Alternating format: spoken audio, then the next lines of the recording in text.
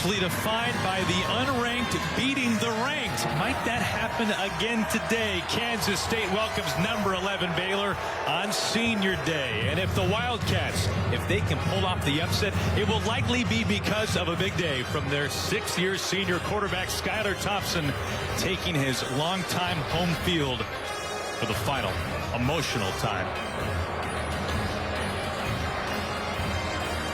We are thrilled to have you with us once again from Manhattan, Kansas. Aaron Goldsmith alongside Coach Mark Helfrich. Mark, you were tearing up just a few moments ago when we saw that. It's awesome. Nothing like Senior Day. Nothing. I mean, there's 6 guys obviously here that they're uber celebrating in the Super Seniors, but college football, the coach-player relationship, seeing the story from start to finish, there's nothing like it. There's nothing like it. It means a lot to a lot of people. There's no question about that. Hey, might not be a senior, but sophomore Deuce Vaughn has simply been one of the most electrifying, one of the most versatile running backs in the country again this season. He is. He's electrifying, but he does everything. Not only does he lead him in rushing, leads him in receptions, also is a leader in work ethic, in toughness, and it's been contagious. And how they use him is brilliant. Here he is doing some hardball run game to score the ball against West Virginia. They do a nice job at just initiating a little push up front and just a little crease for his power to be on the edge of a would-be tackler. And here's the fake to Malik Knowles, the fake to Deuce Vaughn. Opens up the wide open little pop pass area for Skylar to find Wheeler for this touchdown. Just great design and utilizing the fear of Deuce Vaughn. Well, he has been, as we said, one of the most versatile backs in the country. Only player in the nation, 900 yards rushing, 400 yards receiving this season. A chance to add to both those totals here today. It'll be up to that Baylor defense to stop Deuce Vaughn and Skylar Thompson. And the Baylor defense, they've been up to the task, especially last week in Waco. They throttled one of the most electric offenses in the country, Oklahoma. In a historical way, right, against OU. And the key to these guys, they have 3 game records on every level. You look at Apu Ika as the nose guard, which will be a big-time assignment for this K-State front.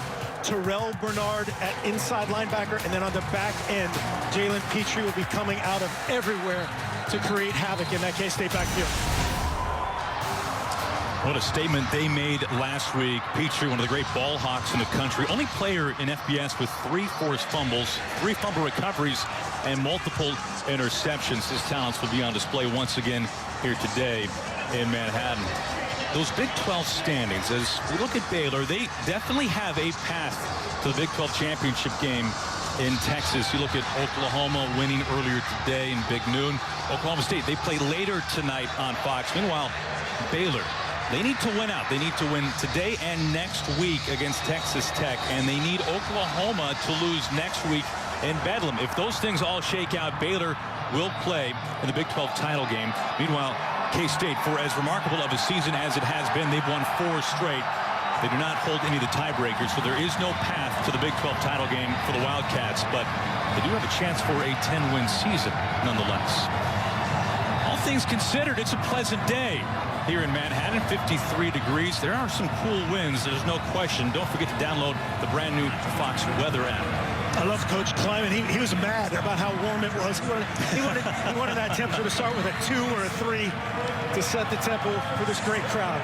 Kansas State wins the toss. They defer. Baylor will receive. Ty Zentner getting set to kick it away. An electrifying return man with a head of steam is stifled at the 20. When you hear Wabash Cannonball, that means you are in Manhattan, the soundtrack to Wildcats football. That is going to be key today. Electric returners on both sides. Good start if you're the K-State cover team. Gerry Bohanon, first-year starter for the Baylor Bears. He leads the Big 12 in total touchdowns. He began the season not turning the ball over at all. In fact, no interceptions over his first 6 games. Mark, 6 picks over his last 4. Of course, he had nightmares with that fate-sealing interception in Fort Worth against TCU. Bounced back last week, though, however, he used his legs a lot in that one against OU. Yeah, he did. Against TCU, against Oklahoma State, those 2 road losses, big-time problems with turnovers, and here a problem getting the playoff on time. Delay game. Offense. 5-yard penalty. First down. Their Eric Anderson, our referee, not the way that Dave Aranda had things drawn up early. Going to line up that home crowd, delay a game on the first play. Got to get them even heated to the next level. Now, there was some concern from the locals here as K-State is now on fall break, so the student section not as lively as maybe it normally would be. Some young students have already gone home, but loud early on.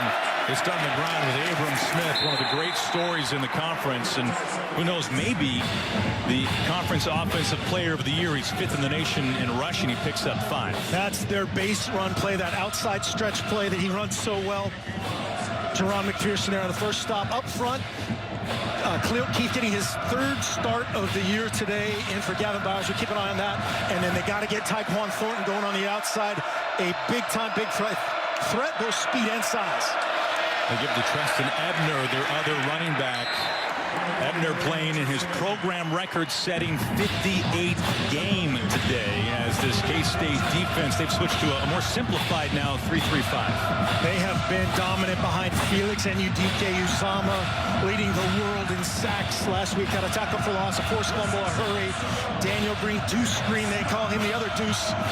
Sideline to sideline, another back. And Russ Easton's already letting this K-State team down. He had a pick on the first play from scrimmage last week. He didn't do that. Sets up 3rd and 6. The ground again, met and stuffed. Big hit applied to Abram Smith. It was Daniel Green, the Wildcats' leading tackler, celebrating after that stop on 3rd down. The guy up front, Eli Huggins, watching 92 all day. The guy right over the center. He's just eating blocks. He takes 2 blockers, Riffin. It just leaves Daniel Green with air to square up and make a huge initial 3rd down stop. Now this Baylor offense, one of the best running attacks, 4th in the nation, averaging nearly 240 yards a game, and the punt team comes on, and that penalty before the first snap slowing them down. Isaac Power kicks it away. Brooks muffed, picked up by Baylor. Baylor recovers. It was A.J. McCarty, Johnny on the spot, and it's a short field for this Baylor offense. It was a dream start for Chris Kleiman. You see Phillip Brooks just take a peek. Got to keep your elbows together on that basket. It just went right between the wickets. Was touched by the receiving team and recovered by Baylor. First down, Baylor. Dream hop there from McCarty Jr. That's exactly what that player is taught to do, is basically square up and play shortstop, and it dream hop right to him. You know, Brooks, such a tremendous return man. Yeah, I meant it explosive the other way with Brooks as a returner. Back to the ground. Abram Smith falls forward. Smith, 4 straight 100-yard games. This time he runs into Jerron McPherson, the senior safety. McPherson already showing his toughness, as you said. That'll be his 44th tackle on the season. Deuce Green, the leading tackler, 22 from that inside-out position, huddled behind. And this time, Timmy Horn is in there at nose. Inside the 20 now. Bohanon's first pass try. He checks down. R.J. Sneed is wrapped up at the 20 for a loss. Cody Fletcher with a tackle in space. Just good eyes here from Gerry Bohanon. Nothing doing as far as anybody open. It was just a drop 8 zone coverage, 3-man rush. Found the check down, 3rd and manageable. Bohanon has used his legs so much this year. The junior quarterback out of Earl, Arkansas, has run for a score in 7 of Baylor's 10 games. 3-man rush. He keeps, cuts upfield. He's got a first down inside the 10. Coming off a career rushing day, ran for over 100 yards last week against the Sooners. Joe Klanderman, defensive coordinator for K-State, has this accounted for and dialed up. There's the guy for the quarterback right there and right there. Gerry Bohanon just says, nope, I'm going to convert this, keep this drive going on the 8-yard line. We talked about this earlier. This guy ran for 6,000 some yards in high school. He can do it all. Yeah, and over 70 touchdowns in his high school career. You can see a career day last week at home with his legs. He keeps it. Drops it down. Ebner breaks out a one ankle tackle. Treston Ebner over 4,000 career all-purpose yards. He can do it all. Yeah, nice little spot there by Bohanon. Gives Ebner a chance to square up and just hurdle over Echo Boydo, the fastest DB back there. A 6', 170. You'll see one coming left to right. Little slide route. Whoop.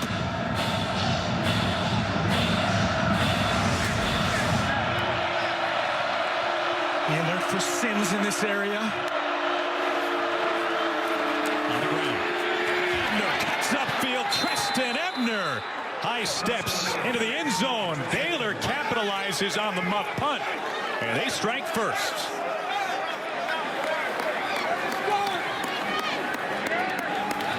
And has silenced this crowd in Manhattan. Just great vision, great cutback. He starts his path to kind of that ghost tight end area. Sees the opening, puts his right foot on the ground, cuts it back. Touchdown Bears, and you said it best, taking advantage. Cutting behind Big Grant Miller, 63. Isaiah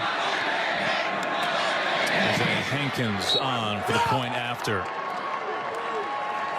What turns out to be an opportunistic drive for number 11 Baylor. It was Phillip Brooks, the normally sure-handed return man for K-State, the muff punt. Treston Ebner, Pater, and Baylor in front.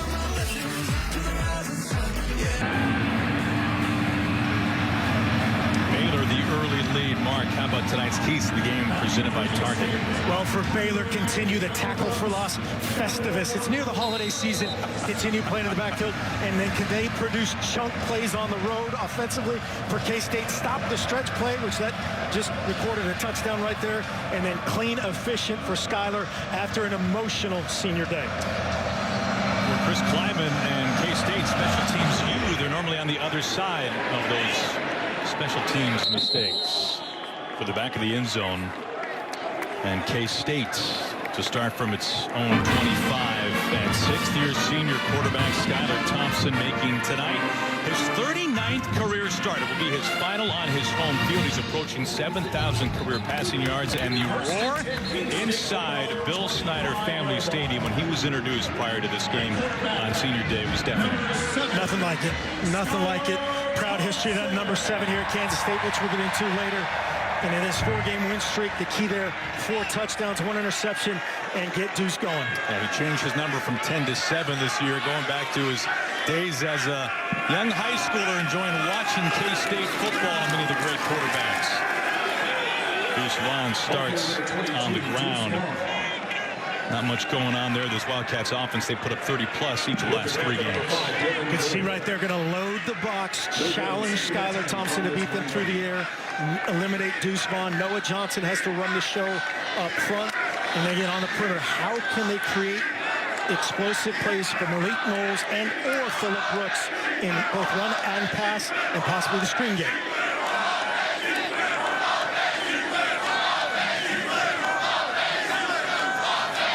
Out of an empty set, Thompson with plenty of time. He checks down. It's another reception for Vaughn, who's making a living this year. That's his 41st reception. He's met instantly by Dylan Doyle, linebacker for Baylor. Yeah, Dylan Doyle and the rest of that crew did a tackling drill on Deuce Vaughn right there. Great recognition of what was to come. There was nothing downfield for Skyler Thompson out of an empty look. And it's just 3-on-1 on that tackle.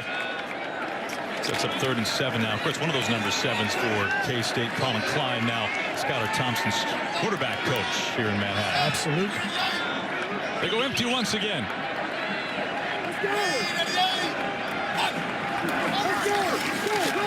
Baylor bringing pressure. And it's low and dropped, looking for Malik Knowles. And now a flag comes out. It was possibly a late hit there on Thompson. Yeah, he definitely took a shot. It's a 4-man rush from Baylor. They're going to change up who that 4th rusher is, drop out who you would suspect to rush it as a zone blitz action. It's just a 4-man rush. Basically probably talking about a roughing the passer or not here. Personal foul, roughing the passer, number 13 defense. It's a 15-yard penalty, automatic first down. That's Al Walcott. So Al I think he read that incorrectly number-wise. It's on Bernard. Yeah, it's going to be 2 Bernard. The foul was on number 2. Probably the high contact. He hit face mask to face mask right there. Not in the late category, in the high category. That's what the referee and the center judge were discussing there. Now Bernard, 5th-year senior, captain, reigning conference defensive player of the week, had a monster game a week ago at McLean Stadium against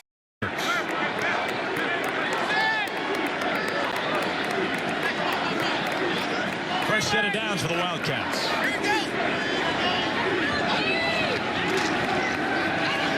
Thompson flushed. Eyes downfield. And now scampers out of bounds before Gabe Hall can track him down. This Baylor defense absolutely dominated Oklahoma last week. Yeah, it starts in the middle. Siaki, Ika, Apu, Ika. They list themselves as a 3-3-5. They'll deploy in a bunch of different ways. Terrell Bernard, number 2. We've already seen his ability to rush the passer. And then the back end, unbelievably talented veteran crew led by Mr. Everything, Jalen Petrie. Wildcats bring Joe Irvin into the backfield, and they motion Malik Knowles. Thompson keeps it. They fake the jet sweep, and is brought down at about the 45. Jalen Petrie, one of the great ball hawks in the country. 14 tackles for loss. Time for the most in the conference. It is so fun to watch this guy play. It's fun to figure out where he is. It's not fun if you're a K-State fan, but this is what he does. He just finds that area. I swear they tell him to freelance line up wherever you want and fit it. And he is relentless. He's tough. He has great ball skills, and they lead to those numbers. And you see where this Baylor defense and Jalen Petrie has been this year. He is at the top of the list in nearly every category. 3rd and long now for the Wildcats. Thompson. It's his tight end, Daniel Bebe, who has not caught a ball this month. He's in his 7th season of college football. He's been a man on the move over the course of his career. Florida, USC, Illinois, now K-State. They're making him work for every inch. Great job. Ball placement right by Skylar Thompson as Johnson gets him down short of the sticks, and they're going to go for it. 4th and 5. You look at K-State, what they've done this year on 4th down. Yeah, both these teams love to go for it on 4th down. Pressure coming. Thompson delivers. Deuce Vaughn's got it. A catch and run for a 1st down. Deuce Vaughn, his 2nd reception already today, moves the chains. Really nice job by Skylar Thompson. Feeling the edge rusher unaccounted for. Deuce starts to the outside, puts his left foot on the ground, comes back inside. Great ball placement. Love the design by offensive coordinator Courtney Messingham. That's good for 14 yards from Vaughn. You get him out in space. They can't press him. The defensive end can't pitch the guy they call as he releases from the backfield. Very smart.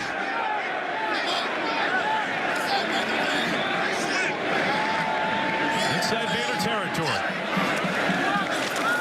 On the bootleg. Dragged out of bounds. Inside the 35 by Bernard. That was Sammy Wheeler, the converted quarterback. Had a career game last week, 45 yards and a touchdown catch. Yeah, really effective player for them. Has been a nice compliment for both Immanuel Bebe and Nick Lenners. Really gives them 3 viable options at tight end. Before they begin the thumper right here, Jax Deneen, 29. And 5'10", 245. Thompson keeps it. It's strung out. He's run for over 1,000 yards in his career and 26 touchdowns, but he was injured this year. 2nd game of the season, missed some time because of a knee injury. Doesn't have the bulky brace on like he had earlier this year, but he is not nearly as mobile, and probably a good thing to keep him on his feet and healthy. I was just going to say, they don't rush him this much, and that's already the 2nd predetermined quarterback run. Those weren't reads. It didn't look like, and there's, as you said, the gradual progression to 18 rushes. Of course, his sack yards are counted into that for the negative yards, but nonetheless, that does tell the story. And nearly as many designed runs for Skylar Thompson. It's another 3rd and long. Thompson hit incomplete. He got popped. That was Braden Utley applying the hit to Skylar Thompson. We talked about Terrell Bernard's athleticism, Deuce Vaughn's willingness to block. Watch 22 try to block 2, and he just jumps over it. He says, I'm going to eliminate you, make the big guys block me. 4th and 10. It's 4th and 10. They're staying on the field.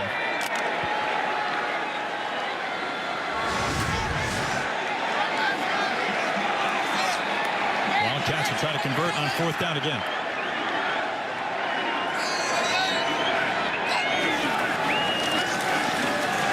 Thompson had to step up. Eyes downfield, and he just dumps it off to Deuce Vaughn. Vaughn does not have enough. He comes up shy. It was Bryson Jackson, the 5th-year senior linebacker, applying the pressure and forcing that check down throw from Skylar Thompson. So a turnover on downs. Dave Aranda's defense making the stop on 4th down. Skylar Thompson under pressure. Terrell Bernard getting ready for the combine.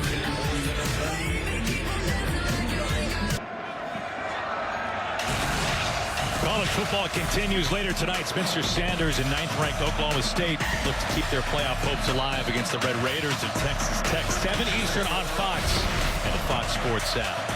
The Cowboys just one loss.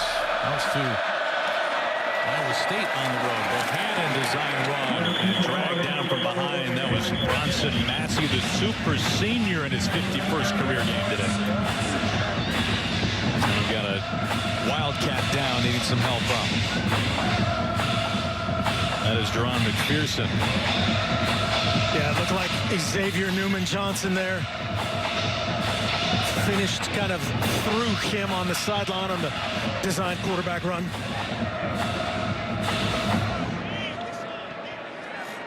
McPherson, a 2-time team captain, last year's leading tackler. It was really neat hearing defensive coordinator Joe Clanaman talk about Jerron McPherson's growth. I asked him who's the toughest guy for you to see go on senior day, and he said this guy, because of he's the story of college football, of growth, of start to finish. Tough to see him down.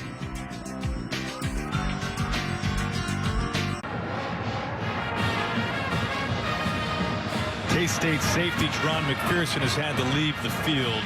Mark, what did you see on this play? Just effort by a 6th-year super senior and a 5th-year senior in 55. Xavier Newman-Johnson just battling and scratching and clawing and try to throw him at the end. Buckled up, and hopefully he'll come back quickly. Not able to put any pressure on that leg. Was helped off to the side. On play action, Bohanon. Incomplete, looking for R.J. Sneed, the senior who's been fairly quiet the last couple of games. Of course, that being said, his passing attack has taken a back seat for Baylor. To this run game. Absolutely. And then Tyquan Thornton really developed Drew Estrada becoming a weapon. But right there, Reggie Stubblefield, number 1, coming off the edge and forcing the throw away from Bohanon.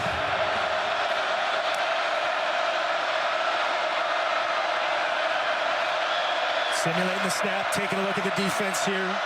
Offensive coordinator Jeff Grimes getting that into Gerry Bohanon and company. Bohanon flushed. Trying to string it out. Bohanon is dragged down. The ball stays in play, but they rule him down. They rule him down. It was Daniel Green in hot pursuit. This dude can motor. The runner was down prior to the pass. 4th down. I thought Keith, 64, got away with a hold, and that's going to be close to take a look at that. But again, sideline to sideline, Daniel Green can motor. Looks like he's being deployed as a pseudo spy, meaning he's going to react to wherever Gerry Bohanon goes and try to track him down. That time it was successful. Phillip Brooks will give it another shot. Muffed the punt. His first try tonight resulted in a short field and an eventual Baylor touchdown. Brooks calling for the fair catch just inside the 30. K-State ball when we come back on Senior Day from Manhattan.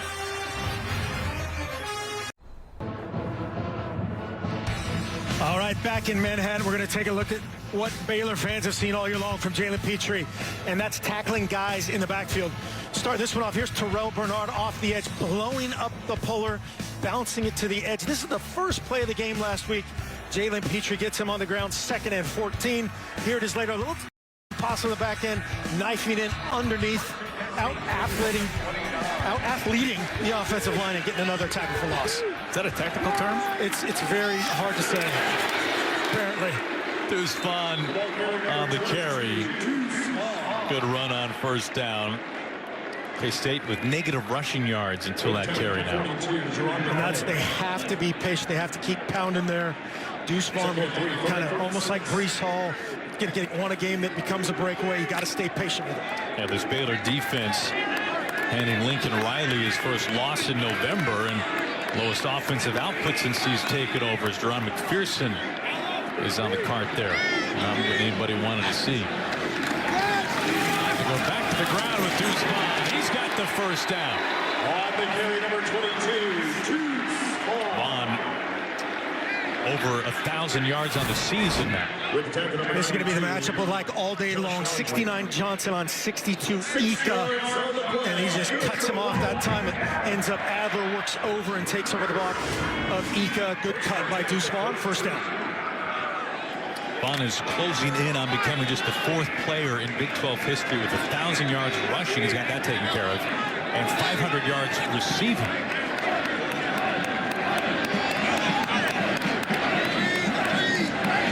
Motion Phillip Brooks. Thompson the pass. Tripped up and he falls down inside the 30. Terrell Bernard was there. Kind of a phantom sack as Thompson tripped up on himself. It's the 3rd tackle for loss for this Baylor defense. And this time Deneen comes across 29 in protection. It just gets beat over the top by 92 Josh Landry, and as you said, started to bail on it and caught his cleats. You'd think in 6 years you'd know all those little soft spots. Now 2nd and 20. Ron Roberts, defensive coordinator from Baylor, loving it.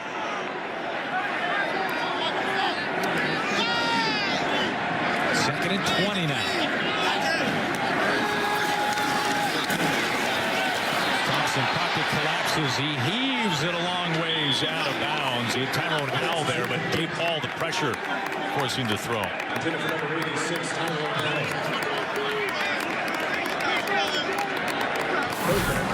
The key there was the pressure.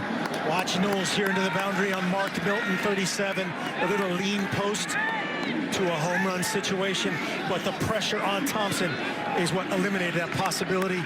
Again, pressure.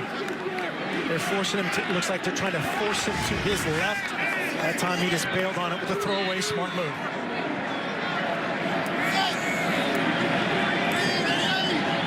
Third and very long for K-State. Pressure coming for Baylor. Thompson able to escape. Thompson incomplete, trying to check down to Joe Irvin out of the backfield. It was Bernard there with the pressure again, as Skylar Thompson has been flushed numerous times already tonight. Good poise here from Skylar Thompson in terms of not panicking the pocket. You'd love to see that left-handed of the ball as he steps through that traffic. Put 2 hands on the ball right there, protect it. He's kind of feeling for the rush, and then just misses Milton. He's not going to get a first down. Sorry, misses Irvin. It's not going to be a first down, but you get a chunk back. K-State yet to convert on 3rd down. They're 0 for 4. Preston Ebner at the 15. Ebner breaks an ankle tackle and tripped up just past the 30.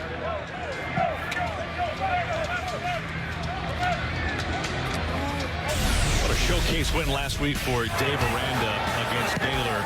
Isaiah Hankins converted from 32 yards out with seconds remaining in the game. Of course, this was a field goal that in terms of winning the game, it was not leaded. It gave Baylor a 27-14 win as time expired. That's exactly what it was. Lincoln Riley not too pleased with that. So this is the reason why. And Aranda explained it to Jenny Tapp right after the game. In case of a 3rd tiebreaker, scoring differential counts. So Aranda said that was something that they talked about internally before the game as Bohanon's pass gets knocked down. So lo and behold, a win by more than 10 points as Timmy Horn gets his hand up there. Of course, as we mentioned earlier, Baylor has a route to the Big 12 title game without needing to get that far, but in the event, they'll be ready for it. They were ready for it. Timmy Horn get his big mid up. 6'5", 321. Regulating in the middle there. Look at that paw. Dangerous tip up in the air. Seeing a lot of Treston Ebner as he breaks one tackle, cuts across the grain, lowers the shoulder. What a run for a first down from Treston Ebner. That was all effort. Not much Abram Smith so far. Yeah, certainly committed to Ebner, and this is a great job on the cutback. Watch him run through the arms of Daniel Green. He needs to be running from a long distance, track him down, but great vision, great power, running through 2 tackles on his way to that first down.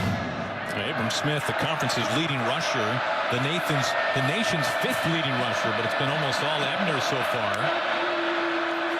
On play action, Bohanon to the boundary, and he connects with Tyquan Thornton, the Big 12's 3rd leading receiver, as Thornton picks up the first down catch. Gain of 11. Good, just basic out route here by Thornton. Really good timing by Gerry Bohanon. Good for the Baylor fans to see that throw and catch on the basic kind of gimme plays that have given him a little bit of trouble on the road. And now Abram Smith has returned and is in the backfield. Similar backs, a little more power out of Abe Smith. Bohanon under center. They fake it. Bohanon escapes. Not this time. He is down. He is ruled down. It's a sack by K-State. It was Nate Matlack. Picked up by Cody Fletcher. Now Spencer Tussle, defensive end, normally starts for K-State. Out today, unavailable. Matlack, the beneficiary of that playing time. They definitely boot the most to his throwing hand. You can see 55 Fletcher forcing this play. Ian Strong, Matlack, 97 finishes the job, no doubt. His right knee was down before the ball was out. Matlack playing a lot more. Spencer Tussle out, as you said. Matlack, the redshirt freshman, they are very high on as a developing elite type of player. It's a loss of a dozen, makes it 2nd and 22. Bohanon, long throw. Looking that time for Drew Estrada, the 6th-year senior and Dartmouth transfer. The typical Dartmouth to Baylor transfer. Had a chance to meet his parents yesterday. Very nice people, but tough one there for Gerry Bohanon. A long throw to the field. That out to the boundary, more his bread and butter. Estrada got his undergrad in sociology modified economics. Me too. It's almost as hard to say as out athleting. Exactly. Thanks for giving me another chance. I appreciate it. This crowd making it difficult to communicate. Bohanon doing a nice job. Bohanon, design run. He tucks. He's trying to get some yards. A flag comes in as he's tripped up in midfield. I think it's going to be a hold on as Matlack redirected. I believe he got held. They combined for the previous play, Matlack and Cody Fletcher, and I think they flipped it there where Matlack forced the play. Fletcher made the tackle.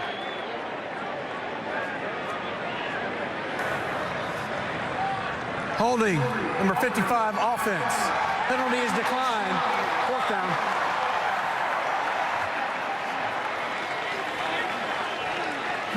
K-State trying to do their Baylor impression with all these tackles for losses, sacks. This is a great defensive matchup. Two defensive head coaches. Very similar approaches from both teams in terms of what they do offensively and what they do defensively. Special teams, we've talked about it before, could be the difference. Phillip Brooks, stay square. Keep your shoulders square. Another flag comes in. Quarter. Oh, beg your pardon. This is the end of the first quarter. That it is. We will hunt when we come back. A festive night here from Manhattan. Number 11, Baylor, with the early lead.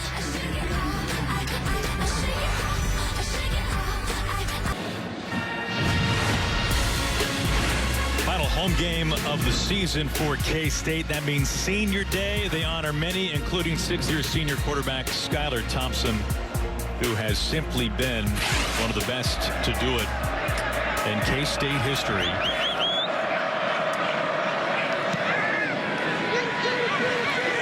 Brooks coming for the fair catch. And the crowd wanting a late hit there.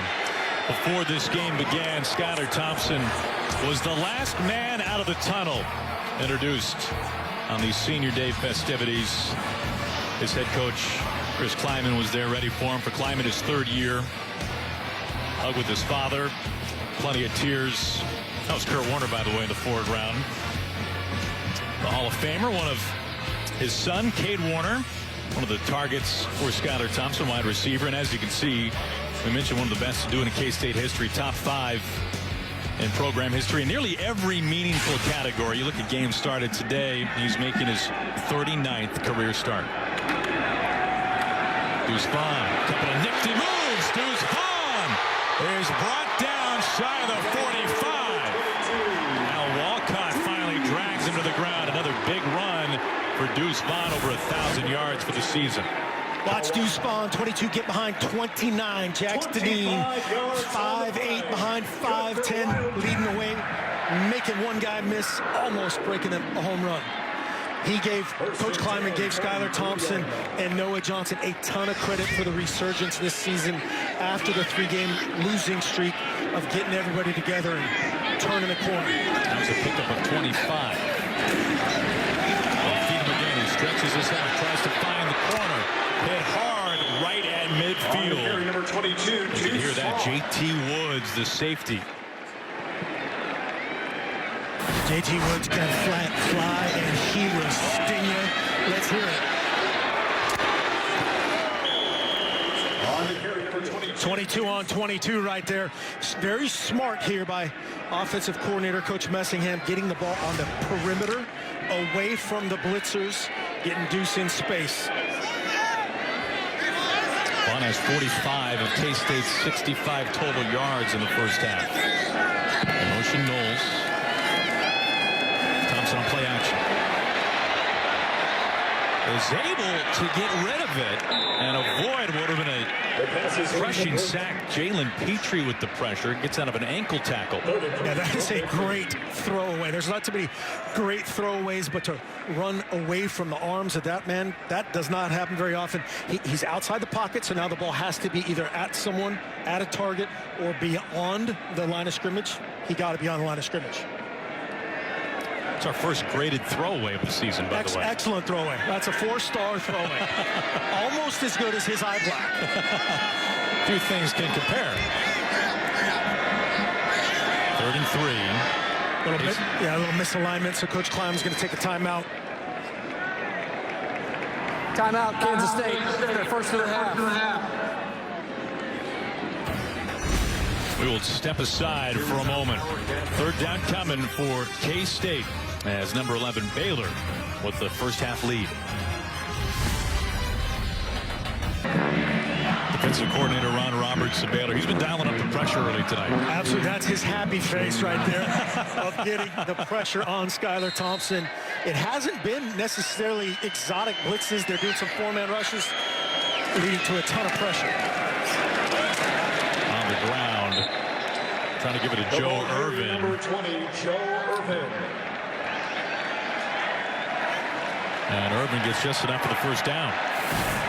He's the taller back, the towering 5'8", with the 5'6" Deuce Vaughn. Good job staying square, powerful under the pads of the Baylor defenders and scratching and clawing for that first down. Now, despite his size, lack thereof, he's a pretty vicious runner. And you could certainly say the same thing about Deuce Vaughn. Absolutely. He fits kind of the same way as Abram Smith in their system. Very similar to him. Not as big. There's Petrie. Jet sweep to Malik Knowles. He is brought down, tackle for loss.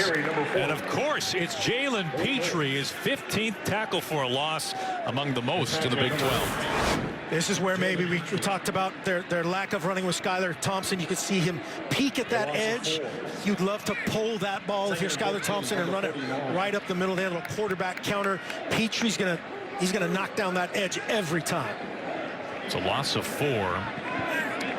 K-State always trying to design ways to get the ball in the hands of Malik Knowles. So explosive. Just the second player in program history with touchdowns of 70 yards or more, running, receiving, and of course on a kickoff return. They swing it out to Phillip Brooks. Brooks, the leading receiver for K-State. This is just, again, a byproduct of wanting to get the ball on the perimeter. Not exactly ideal numbers out there, but Phillips Brooks battles for a few yards to make this a more manageable third down. He picks up 5 on the reception. That's his first catch. Thompson trying to get in rhythm. He's 6 for 11 for just 38 yards. Third and long now. They empty out to Usman. With time. Taking a shot for Brooks. It's incomplete. Brooks is looking for a flag, and he's not getting one. Mirando Johnson, who's missed some time this year with injury, stride for stride. And clean coverage. Yeah, looked like both officials reached for their flag there. We'll take a look at this.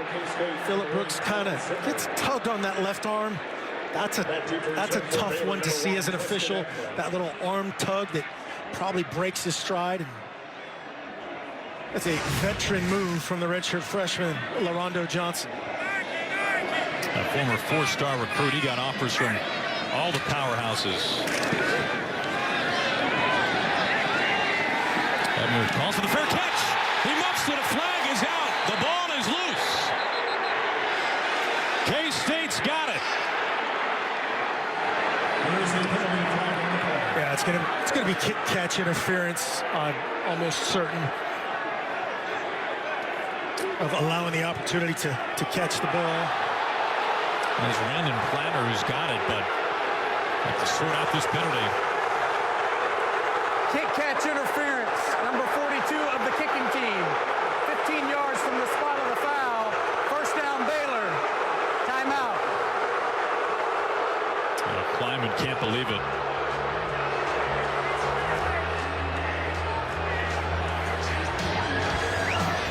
It gives Baylor 15 more yards and the ball. That would have been our second muff punt of the game in the first half. Boy. It is Baylor football when we come back.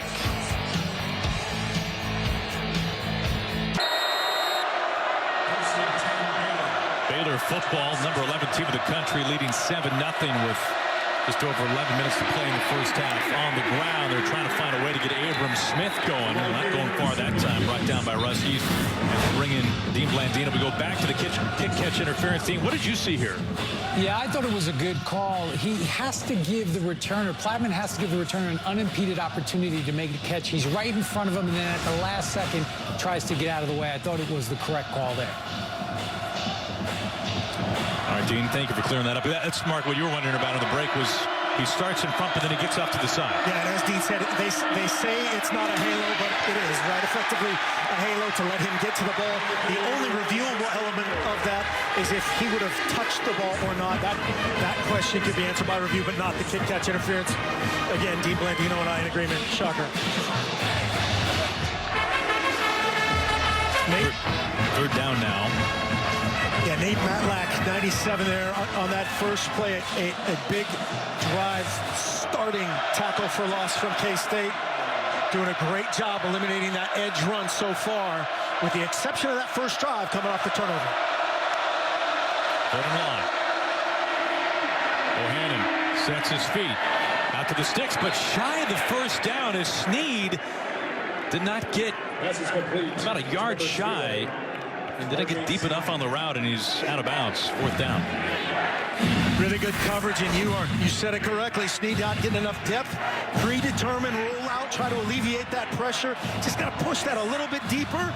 It's underneath Julius Brent's 23, just outside of Reggie Stubblefield 1. Fourth down. Now Baylor leads the Big 12 with 16 fourth down conversions. And 4th and 3 or less, they've been nearly unstoppable as Ebner skirts out of bounds and will move the chains. Little belly pitch is what this is called. He's going to come up and look at the pre-snap look. Belly it, fake the belly to the fullback position, flip it to Ebner. Nice job on the perimeter that time by Tyquan Thornton, assuring that Ebner's going to get the first down. Never a doubt, Coach Aranda, right? 18th time this year they've gone for it on 4th down. One of the best teams in that situation in the country. This is good for about a yard. Jalen Pickle with the tackle for K-State. Just 2 yards. Nice redirect here by Jalen Pickle. Their edge pressure coming. They're bringing Stubblefield and Green, 1 and 22 coming in the backfield. Pickle shuts his guy, redirects, and gets Abram Smith on the ground. As K-State defense holding its own against one of the best rushing attacks in the country. 4th in the nation, Baylor is. They're averaging 238 yards a game. Bohanon wants to take a shot, now looking underneath. Good catch, finds the soft spot. It's complete for the first down. That time, Drake Dabney, seldom used backup tight end for Baylor. That was the guy Bohanon kind of pulled off of on the recoil right here. He's trying to peek at 89 right there. He pulls the ball down. Then he says, I'll work with my left. Now I'll fit it in there. Great job going up and getting it by 6'5" Drake Dabney. It's a gain of 20 and a first down. Pressure coming, picked up. Bohanon throws a stiff one, buys some time, strings it out and throws it out of bounds. Both these quarterbacks having to use their legs. If there were less mobile quarterbacks on both sides of this game, it would look a lot different. It would be a sack fest. And right now, again, both these coaches are loving this. 83 total yards of offense for Baylor, 69 total yards for K-State so far, midway through the second quarter. Skylar Thompson has had to take a breath on the sideline. He's been running around all night. Reggie Stubblefield, what an ovation he got on senior day. Before kick today, grad transfer from Prairie View A&M. He has really evolved this season to become such a playmaker for K-State. Bohanon man wide open, that's Ebner, as he dives out of bounds and is just a yard shy of the first. The key for both of these quarterbacks is to just not see ghosts at this point. They're showing a lot of pressure. This time they've dropped out of it, brought 3, and dropped 8. Bohanon recognizes and says, hey, I'm going to get into my outlet here instead of third and short. This could be a shot down situation where the ball is on the field. They know they're going to go for it if they don't get it on 4th down. Possible to take a shot here. Maybe it's a time to go to Tyquan Thornton. And neither team has done well on 3rd down early on tonight. Bohanon stretching it out. Now tucks. Bohanon's got the first. Using his legs, Felix Sanudike-Uzama. We have not said his name yet today. He's the conference's sack leader. He gets him out of bounds, but that is a problem for Baylor. Absolutely. And good decision here by Bohanon. He is trying to throw Tyquan Thornton right here. Takes a peek. He was gloved by Julius Brents. He says, no problem, coach. First down. Bohanon last week, 107 yards rushing, a career high.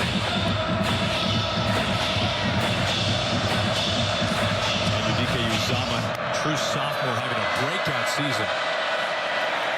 Smith brought down for a loss. Wildcats defense, Reggie Stubblefield, Austin Moore rushing to the ball in the backfield. It's a loss of 3. The key of this defense for K-State is the dirty work by the guy who doesn't get credit for the tackle. Watch 97 Matlock. Just run to the perimeter. Cut it back to those unblocked guys that rally to the tackle. A lot of the times that's Eli Huggins. That time you see 97 just sprinting to his gap, trying to force the ball back on that outside zone play. They refer to Stubblefield as Sauce Boss in the locker room. He has family ties to Stubbs barbecue sauce. Wide open, the tight end at the 15. Able to find Ben Sims for the first time. Most career receiving touchdowns by a tight end in Baylor history, Ben Sims. That's good for 14. Stubblefield coaching up T.J. Smith for what he was supposed to do there. Clearly, Bohanon sees, how is he so open? But you're trying to account for Abram Smith. You're trying to account to those perimeter guys. Ben Sims takes advantage. They give to Smith. And Udike Uzama with them, but number 91 getting a little bit of strength to pull him back. Timmy Horn there as well. This guy has just exploded out of nowhere. According to everybody in this program, the key to it, what does it all come back to? Deuce Vaughn. Work ethic. They came in the same class. They're roommates. He said his learning from Deuce Vaughn as far as his work ethic. And Wyatt Hubert, the pass rushing specialist from years gone by. He's been one of the most disruptive defensive linemen in the country. 13th play of the drive. Abram Smith is crunched. Boy, was he stuck with a hat. You can see right now, again, that time it was Cody Fletcher bouncing the ball to Daniel Green, making another tackle. They are dialed in on Baylor's base run game. To a T, it's going to be what else can they do? Where can they fit Sims in? Where can they get the ball outside? What are the counter punches that they're going to try to create? Bannerman's defense holding Baylor to under 3 yards per carry in the first half.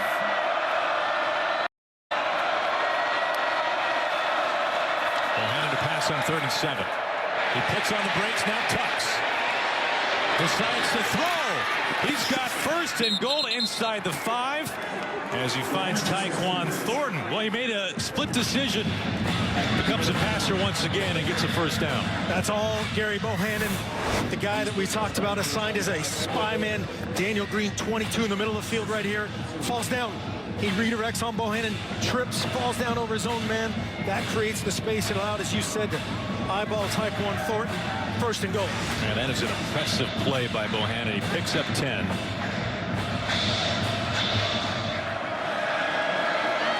1st and goal from the 2. They go to the eye. Play action. Bohanon back in the end zone. And a touchdown for Baylor. Drake Dabney's 2nd catch of the drive, and it's good for 6.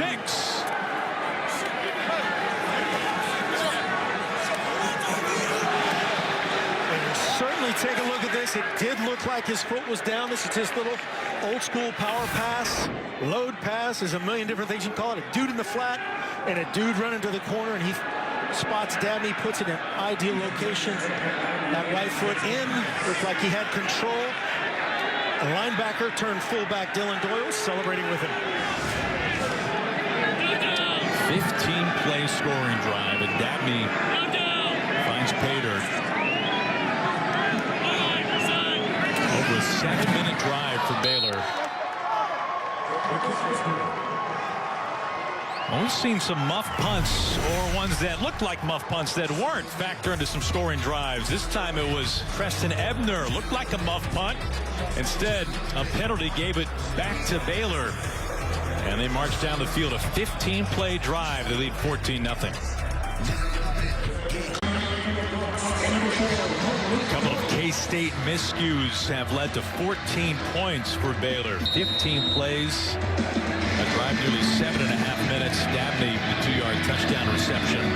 K-State had the fumbled punt return. They had the kick, catch, interference. And remember, a key decision on that last drive. Baylor going for it, 4th and 1 from their own 35. Certainly worked out for him. Absolutely. Coach Aranda rolling the dice, getting the result that he wants. Well, you know you are in the Little Apple when you hear Wabash Cannonball, and that student section is bouncing back and forth as coordinate.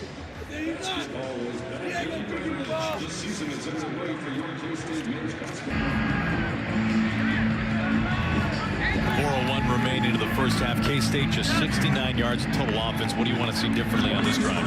They got to get something out of this drive. They get the ball back, right, coming out of the 3rd quarter kickoff. They got to put something together. Even if it's a field goal, they'll feel so much better about themselves going into halftime. Petrie comes off the edge. They hand to Vaughn. Here's Vaughn brought down at the 30. he dragged down by Terrell Bernard. That's a nice little chunk play. A 5-yard chunk against this Baylor defense is a big deal. So many tackles for losses, as we've alluded to.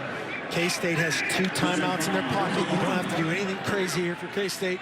Run your game plan and try to capitalize before halftime. And if you're K-State and somebody told Chris Kleiman that approaching halftime he'd be holding this Baylor offense to under 2.5 yards per carry, they'd feel pretty good about it.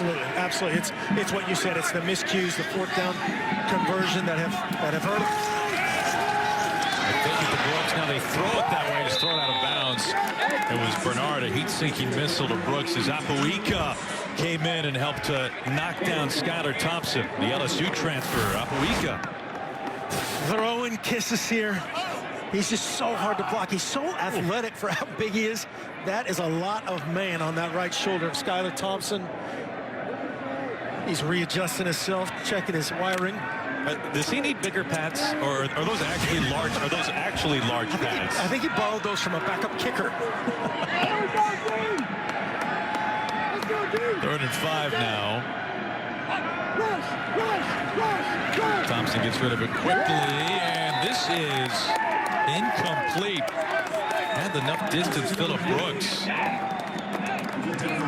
Gosh, it looked like they had it. Not sure if they got a right hand in there late. Just a little bit late here from Skylar Thompson as this got out in front, but it's just over the outstretched reach of Phillip Brooks. Petrie all kinds of fired up.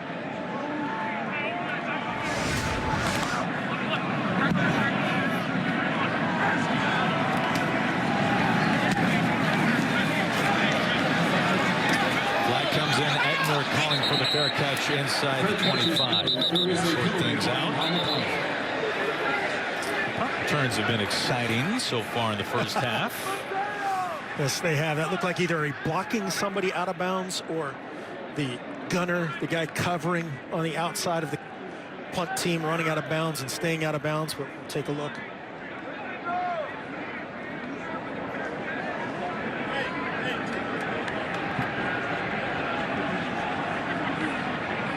Looks like we have multiple flags. There's also one inside the 30.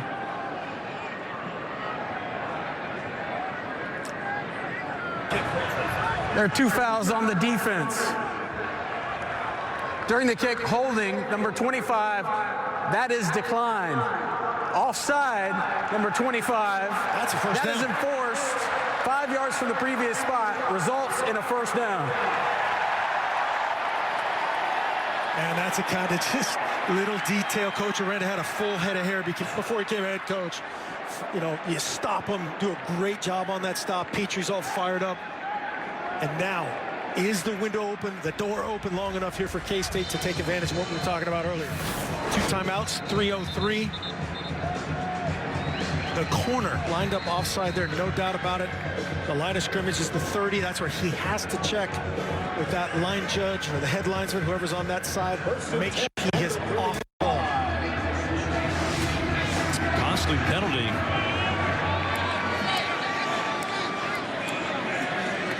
So Skylar Thompson back on the field. And the shot at Deuce Vaughn. Big hole for Vaughn. High stepping into Baylor territory. And you can kiss Deuce Vaughn goodbye. Touchdown, K-State. 65 yards from Deuce Vaughn. And the Wildcats are on the board.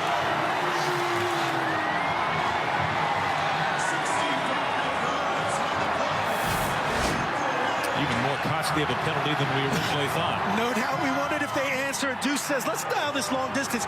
Great job on the backside by 87. Nick Leonard's cutting off the backside. Deuce Vaughn does the rest and doesn't reach the ball. Great veteran move there.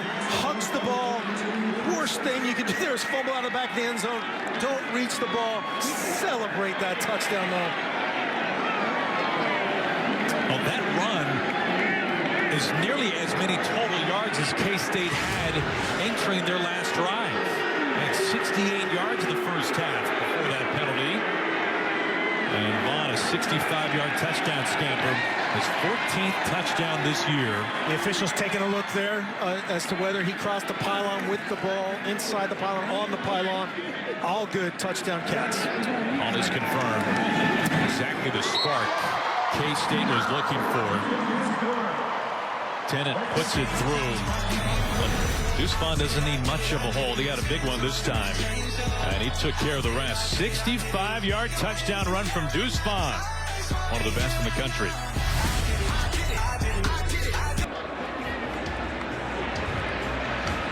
The Baylor penalty on the punt gives the ball back to K-State. And on the first play, Deuce Vaughn, a house call from 65 yards out. Exactly what the Wildcats needed with minutes to go here in the first half.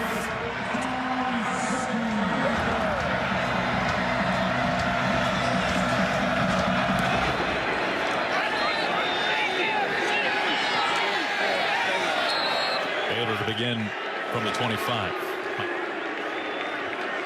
Let's check in with Mike Hill. Let's see what's coming up on the State Farm halftime show. Mike, what's going on?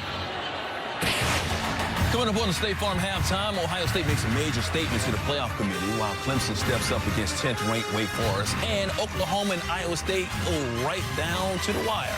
All that and more at the half right now. Aaron and Mark, back to you. All right, Mike, thank you. What a statement that was by the Buckeyes. That one turned out to be a laugher. Clemson throttling number 10 at Wake Forest, and on big noon, Oklahoma surviving Iowa State 28-21. A lot of people in this building rooting for Iowa State in that game. Both these teams rooting for them to defeat Oklahoma, to open some doors. Deuce knocking down that opportunity right there. All eyes will be on Bedlam next week. From the 25, play action, Bohanon pressure, ball is stripped loose. Bohanon with a magic trick is able to get it back. And it's Ben Sims, the tight end. It is incomplete. Was that ball knocked to the ground and then picked up again? It was Bronson Massey who forced it loose. Massey comes in, gets great effort around, and that is the hop of a lifetime right there. Bohanon, great composure. Looked to me like Sims bobbled that ball and it was incomplete, out of bounds, but they gave it to him. Oh, they're going to take a look. The previous play is under further review. Just great presence there from Bohanon to have the composure. There's so much going through your mind right there, man. Massey just volleyball spikes it out of his hands. And then we'll take a look at catch, body parts, firm control. I think that's a complete, but it's not a huge deal. It's a yard and a half. To his thigh pad. Yep, and that movement right there. It's a matter of a yard and a half. We welcome in Dean Blandino once again. Dean, what are you seeing on the movement of this? Does he have control of it? Yeah, I think that's the issue, control. Looks like he's still bobbling it, and that right foot hits the sidelines. So it was ruled a catch. To me, it looks more incomplete, only a 2-yard difference. But again, with that pronounced bobble, you're going to see the bobble. He has to have firm control before a body part hits out of bounds. And I think that right foot is going to hit, and he's going to see the hands separate right there. Yes. Yeah, ball moving as he was stepping out of bounds. I mean, think what happens if that ball does not come right back to the breadbasket of Bohanon after the 65-yard touchdown run by Deuce Vaughn. Then you potentially have a fumble recovery by K-State inside the 20. You could literally do that 100 times in a row, and it wouldn't do that again. You know, that ball's not round, right, as they say, but it acted like it right there. This kind of is a de facto bonus timeout here for Baylor. After further review, the receiver never gained possession of the ball prior to going out of bounds. It's an incomplete pass. Game clock operator, please put 2:42 on the game clock. It'll be 2nd and 10, Baylor. Back to the fumble that wasn't. Yeah, you see Massey, just great effort on the edge of Newman Johnson. Thank you very much. Let me get a yard and a half. Oh, no, 2nd and 10. That was the most exciting incompletion in college football right there. I don't remember which quarterback it was. Maybe it's Steve Young back in the day who could just, Brett Favre maybe, who could just throw the ball right on the nose and have it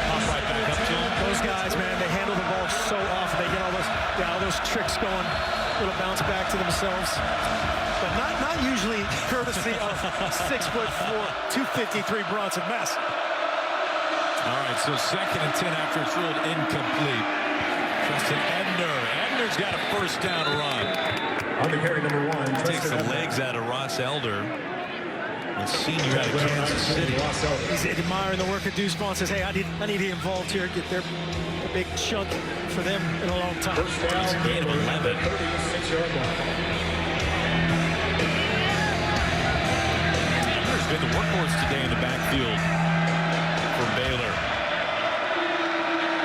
Abram Smith, under 20 yards rushing in the first half as he tries to go spin cycle and just picks up a couple. Cody Fletcher brings him down. On the tackle, number 15. This is good defense here by K-State. They're trying to match wherever the back is. They're trying to bring the pressure opposite of that to stop their vaunted outside zone play. It's been Stubblefield, Fletcher, Daniel Green, and then the defensive lineman rally to get him to the ground.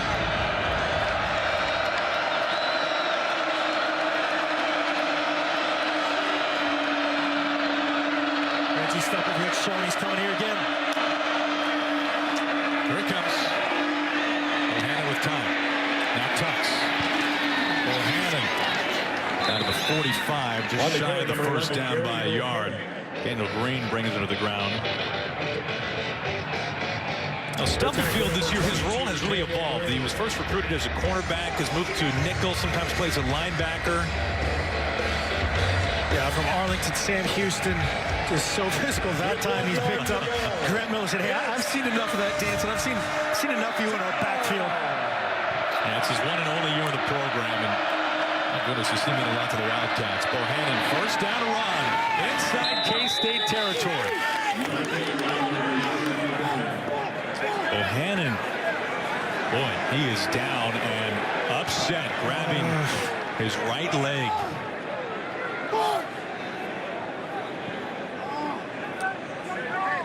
He is clearly in pain. Yeah, it looked like when he broke contain, obviously kind of grabbing that hamstring. Don't want to see that of a guy who's been the heart and soul of this team. Zone read, definitely the right thing to pull it just right there as he starts to try to uncork his speed.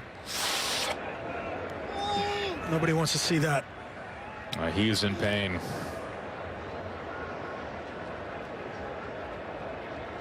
Blake Shapen is his backup. Shapen has attempted just 3 passes this year. Cool night here in Manhattan. And Bohanon is still down.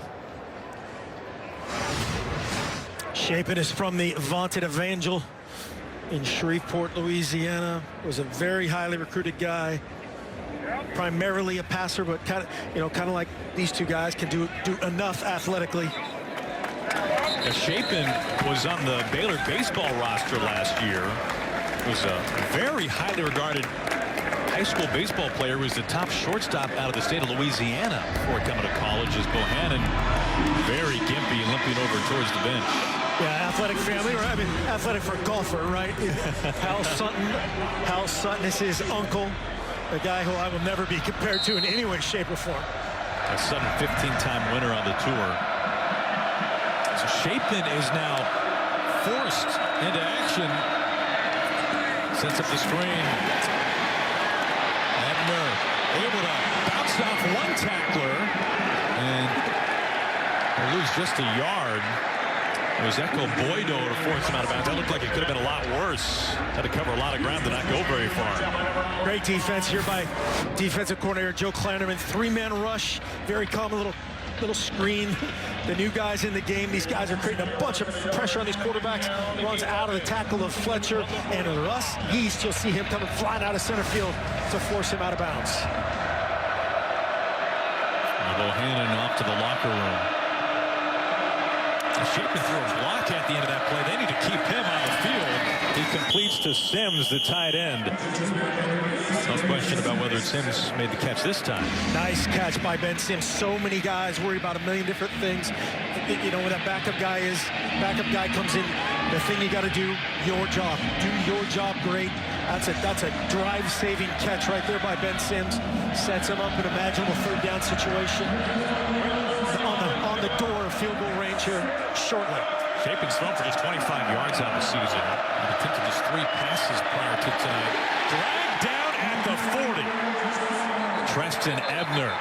4th down now, Daniel Green. As he had a big first half. We talked about it earlier. Eat up the blocks, open the space. Look at that space. Daniel Green untouched to Ebner. The key is you got to get there. You got to get him on the ground. Unbelievable effort and finish from Daniel Green. 8 seconds on the clock.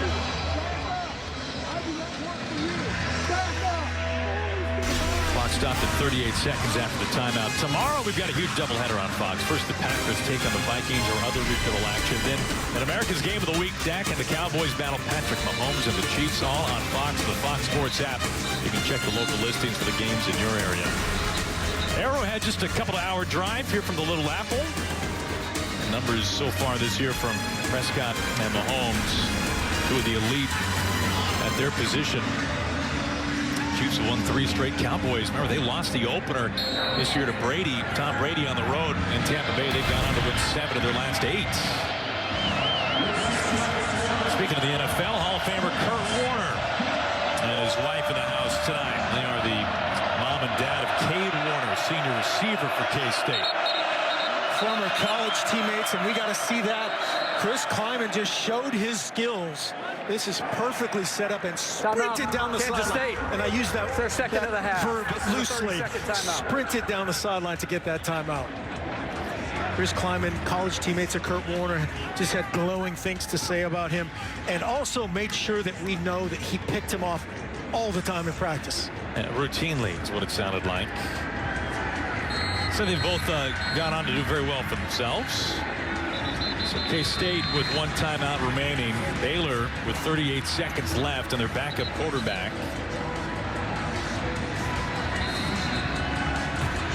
Yeah, Coach Kleiman said it was by design that after one game, or leading up to one game, that Kurt Warner threw him a pick in practice. So from then on out, every Friday he had to throw him a pick. So he just, you know, it's like tick, tick. Yeah, I picked that Hall of Famer a million times. Cade Warner we saw there. The Nebraska transfer. 4th and 6 now.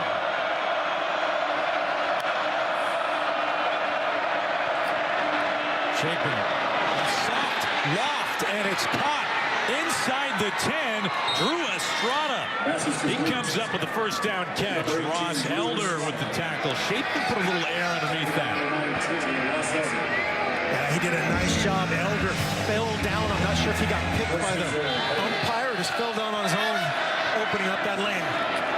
Chapin. Snead. Approaching 20 seconds. 2 timeouts remaining for Baylor. I'm going to take one here. Second and a half. Please put 19 seconds on the clock. After the catch by Drew Estrada. To take a look here to see if Ross Elder ended up on the ground. See if he runs into the umpire. Nope, just a cut there. Estrada just ran his route and just got rid of him with the little stem move to the vertical, and then presented himself to Chapin. Great job here from Chapin. Got to go all the way back to that catch from Ben Sims that was way behind him. Set up that manageable 3rd down, leading to the 4th down. Big time answer here from Baylor. The Estrada catch good for 32 yards. 11th play of the drive coming. Estrada over 1,600 yards in his college career. A Dartmouth transfer, 6-year senior. With that timeout, you can set up anything you want here. If you're offensive coordinator Jeff Grimes, head coach Dave Aranda, do anything you want, bang that last timeout, and play that next down. Designed roll out. Almost intercepted. A flag comes in and went right through the hands of Julius Brents, the Iowa transfer. The only thing you can't do is throw a pick, but what happened there, Looked like Julius Brent's a little tug on Tyquan Thornton, running a fade stop on the top of the route. Pass interference, number 23, defense. Foul occurred in the end zone. The ball will be placed at the 2-yard line. Automatic first down. And there you go. Just watch the top of this route. He's going to run a fade stop on the vertical toward the back pylon, comes out of it. And no doubt about it, a little tug with that right hand, but you're still scared of that if you're Blake Shapen. I guarantee there was something in his throat right there when he threw that ball. So fresh set of downs. First and goal from the 2. Abram Smith in the backfield. They give to Smith. He strings it out. He is brought down for a loss. Cody Fletcher having himself a game. And a timeout being called by Baylor. Watch Reggie Stubblefield right through the middle of the defense. Number 1 gets tackled from behind there. Was arguing for a hold, and rightly so. Great stop by K-State. The front of this defense is doing such a great job allowing Daniel Green, Cody Fletcher. That time it should have been Reggie Stubblefield, who definitely got tackled from behind. Coming up in the State Farm halftime show. So what do you do here if you're Jeff Grimes? You're out of timeouts, under 10 seconds to play. Yeah, obviously you can't run the ball here with 9 seconds left. You cannot run the ball here, so you're going to tell your guy to give him something that's a bang type of situation. You've lost that timeout that we talked about.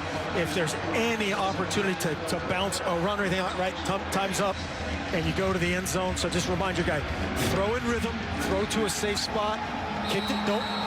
Don't be afraid of a field goal here.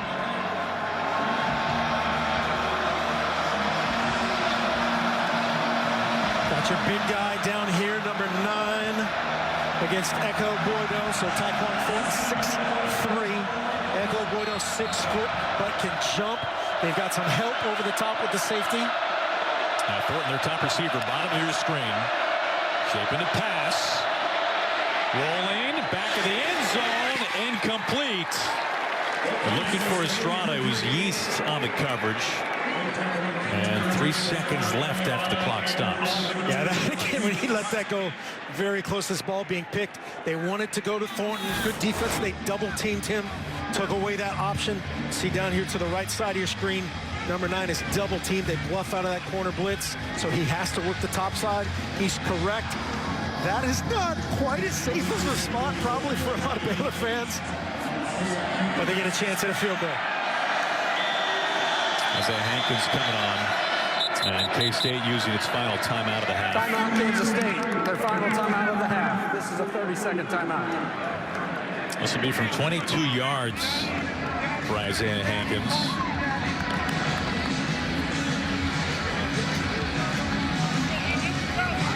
Now, Baylor has taken advantage of some K-State miscues in this one.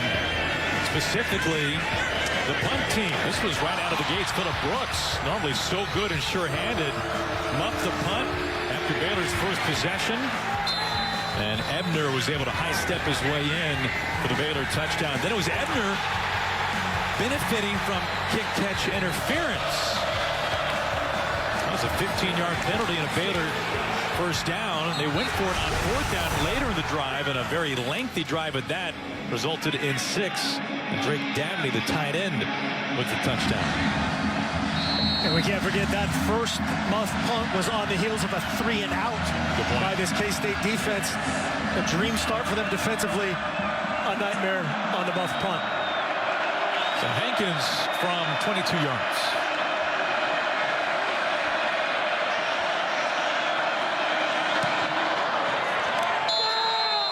Hankins is good from 22 yards out. And that takes us to half. 17-7.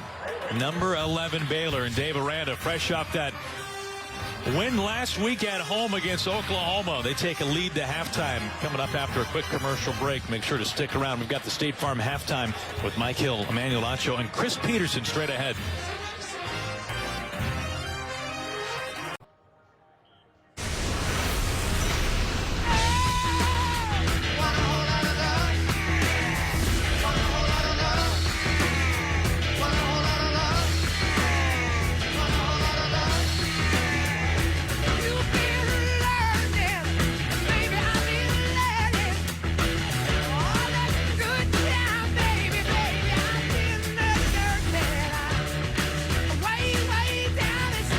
17-7, number 11 Baylor leading K-State from Bill Steiner Family Stadium. Welcome once again to Manhattan. Aaron Goldsmith alongside Mark Helfrich. Now, Mark, we knew that if K-State wanted to spring the upset in this one, they'd need to have some big plays. Skylar Thompson, the sixth-year senior quarterback, we're expecting something from him, but also Deuce Vaughn. K-State got that at 65-yard touchdown run by Vaughn. Yeah, lightning struck from Deuce. Just a kind of a garden variety inside zone play that he turned into a 65-yard home run. Quarterbacks on all sides running for their lives. But let's go back to that touchdown and see the difference. Nick Leonard's on the backside, cutting off Terrell Bernard. Just, it looks like a little thing. Great job recognizing the front, knowing that he's wasted if he goes down inside, opening up that cutback lane. Deuce Vaughn does a great job finishing it on that 65-yard touchdown runner and celebrating with his guys, scoring for his teammates. And then the very next drive, Gerry Bohanon, the quarterback who's done everything for Baylor this season, doing a great job on his zone read, cuts it outside and looks, by all indications, a hamstring issue. He left. Yeah, that's not at all what we wanted to see. Absolutely. Ben Sims comes in and makes that catch right there, and that gives the young quarterback a ton of confidence.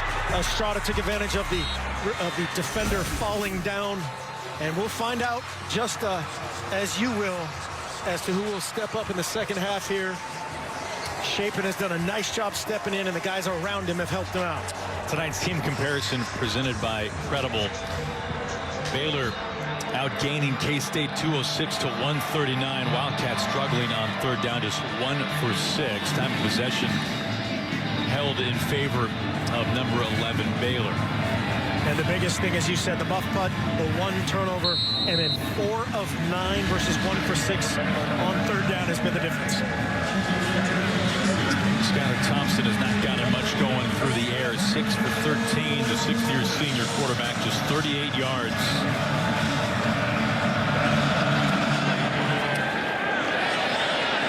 Second half begins with K-State from its own 25 as a flag.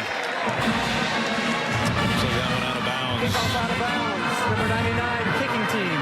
The ball will be placed at the 35-yard line. First down. A 10-yard penalty puts K-State now to 35.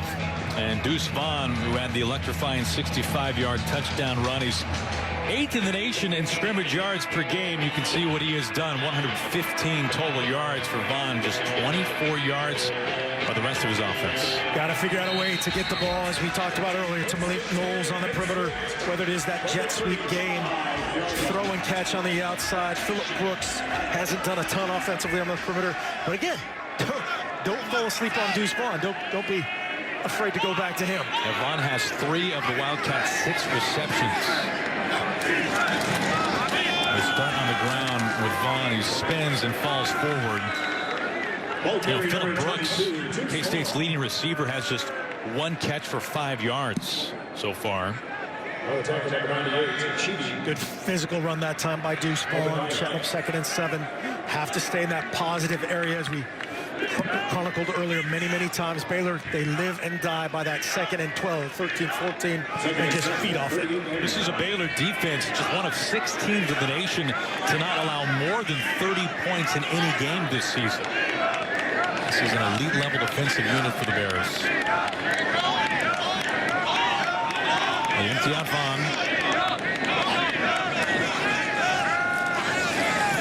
Thompson trying to check down to Vaughn. It's incomplete, thrown low.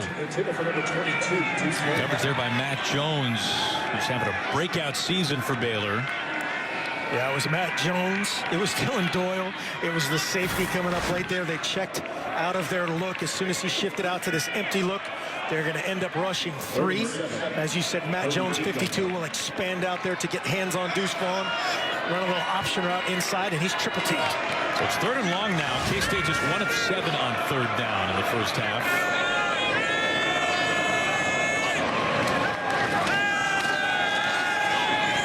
Underneath, and it's knocked free. Imatter Bebe had it in his grasp, and then is knocked free by Dylan Doyle.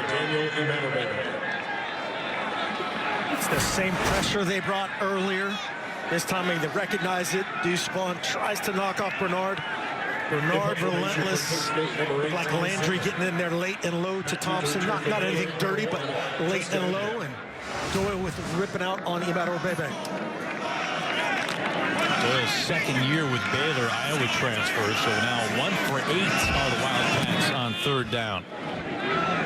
Ebner inside his 20, signals for a fair catch at about the 16. So not the drive, opening drive of the second half that K-State was hoping for. And they're still trying to find a spark outside of that long touchdown run from Vaughn. As Blake Shapen, what you figure, there's a pretty good likelihood he plays the remainder of this game. We've not gotten any word on the status of Gerry Bohanon, who went down with a leg injury, his hamstring. But Shapen, who finished the first half, and attempted just 3 passes all season, entering today is forced into action. Yeah, it was 4 or 5. Ben Sims there was the key catch, as we talked about.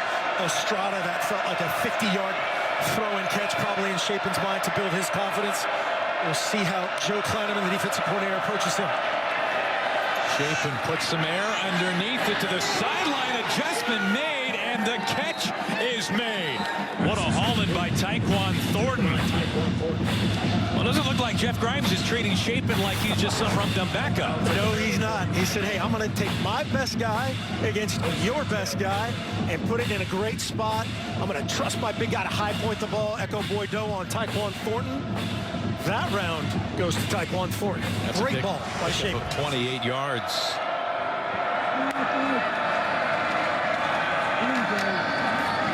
Smith able to turn forward for a handful. You'd have to figure that this would be a pretty good offense for a backup quarterback to come in with not much experience because of the ground attack. Absolutely. It's a ground attack, and they don't run a ton of plays, right? They talk about their rhyming thing is a few plays, many ways. You can see how that goes. That's their bread and butter play. That was actually a great job that time by Abram Smith to gain anything running through the tackle of Nate Matlack. Did you call it a rhyming thing? That was Coach Grimes always throws the rhyme out there, right? A few plays in many ways. A rhyming thing indeed. Monterey Baldwin, who has had just 1 catch this season, a true freshman. They put the ball in his hand. Stubblefield and Yeast forced him out. So Baldwin getting involved. Haven't said that much this year for Baylor. The Killeen native on the perimeter. That guy can really run. Trying to get him out in space. Definitely looked like a predetermined, called pitch to him, that toss to him. No read element for the backup quarterback right there. It's a gain of just 1. 3rd and 6 now for Blake Shapen. Shapen completes. Open field tackle. And well shy of the first down. That's a great tackle. R.J. Sneed tackled by Ross Elder. Ross Elder saves the day there. A 0 blitz. Watch it. Everybody's coming. Everybody's coming right up the middle. There's how they're going to treat the young quarterback, and you got to get him on the ground. Otherwise, he's going to convert that. And Baylor, starting quarterback, backup quarterback, we're going for it on 4th down. Baylor 2 for 2 on 4th down today. One of the best in the nation on 4th down.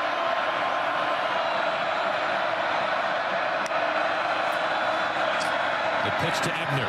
Ebner throws out the stiff arm, and Ebner is shy of the first down.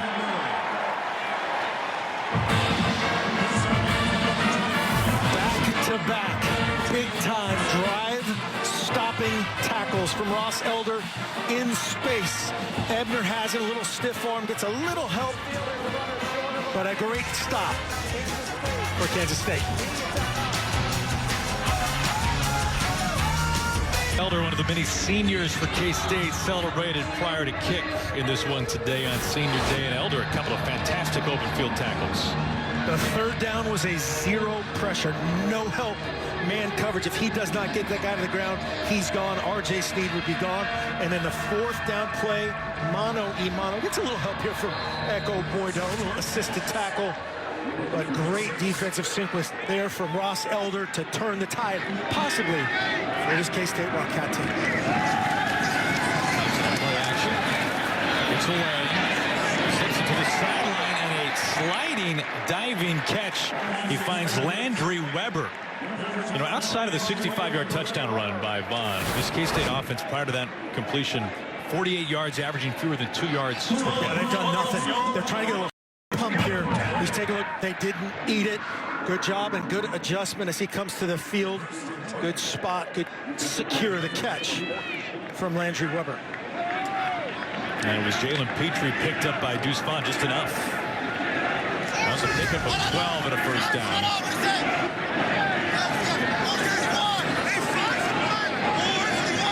Joe Irvin in at the top of the eye. They hand to Irvin. Not much there. Matt Jones, the linebacker, with the tackle. Yeah, they got to get more out of that if you're K-State. It was a 6-man box, a clean run box there. Running effectively a little power scheme with the fullback in there. You've got 6 blockers on 6 defenders. They got 1 yard.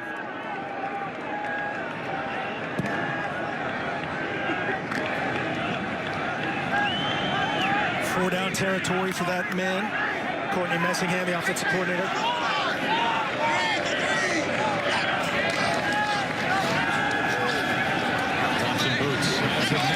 Incomplete. Just a little in front of Eric Hommel. Oh, beg your pardon. That was Sammy Wheeler, the tight end. Now Walcott was right there. And Skylar Thompson running too much to the side. Has to get his momentum going toward his target. See, he's kind of drifting to the right, to the side. Just going to miss that much on that kind of throw. Don't be afraid on that last play if they come back to Joe Irvin or whoever's in the game at running back on a little wheel route the opposite way. They did not cover him on that last play. Thompson is 50 yards through the air. K-State 1 of 8 on third down. Thompson, plenty of time. Man, wide open. Phillip Brooks, first down catch. Inside the 25. Brooks, leading receiver, just his second catch of the game. This one good for 17. Great composure from Skylar Thompson, the super senior. Back here eating a sandwich. 3-man rush, drop 8. They got it covered, got it covered, got it covered. Phillip Brooks takes advantage of that little pocket. He's going to come back against the grain right there in the zone. Good execution.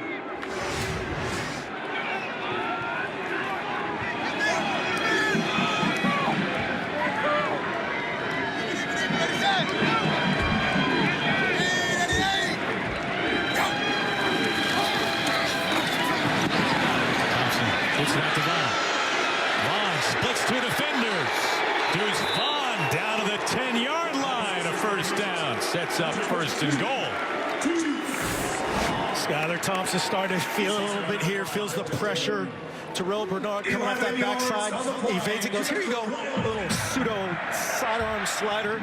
And Deuce Vaughn, a little vertical possess there. First down. That is a mismatch in space.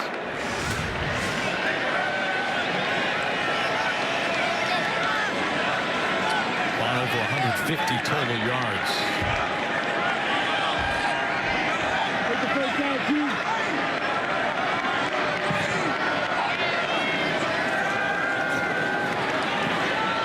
Thompson still looking to the end zone. Bebe over his head, incomplete, second down. He's had some time when dropping back on this drive. Absolutely, they've dropped 8 a bunch. That was a 4-man rush. They had a little predetermined angle route, Texas route for Deuce Vaughn. Watch he come out and then back inside. Man, if that's an option route and he goes to the flat, green grass, probably a touchdown. They're trying to predict the coverage with the route rather than make it an option route on the backside. 3 over 2, nothing there. Good throwaway that time by Thompson.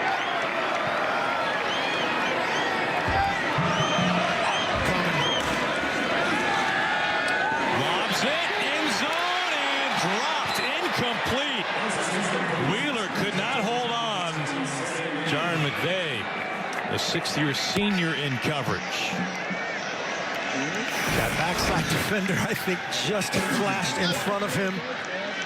It's the guy covering Malik Knowles. Walcott right there, 13, gets his hand, so it turns into a double team. When you have that type of route called, usually you're not going to bring Malik Knowles to the party. That brings his defender to the party. If he's out of the mix there, that's probably a touchdown Wildcats. They bring Vaughn back into the backfield on 3rd and 10. Coming again. Now backing out of it. Thompson lobs, end zone, he had Phillip Brooks.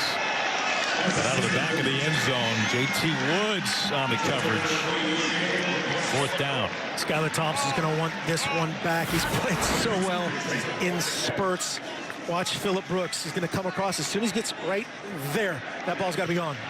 He's wide. He's open. He's open. He's up. There's nothing out in front of him. He's got to put that more on the line. Again, there's been a buildup of pressure. A little late. And good job by J.T. Woods forcing it to not even make it close. Brings up the true freshman kicker, Chris Tennant. He missed last week from 25. This is from 28. And he was good from 28 yards out. 17-10 Baylor. Skylar Thompson can't quite put it in for 6.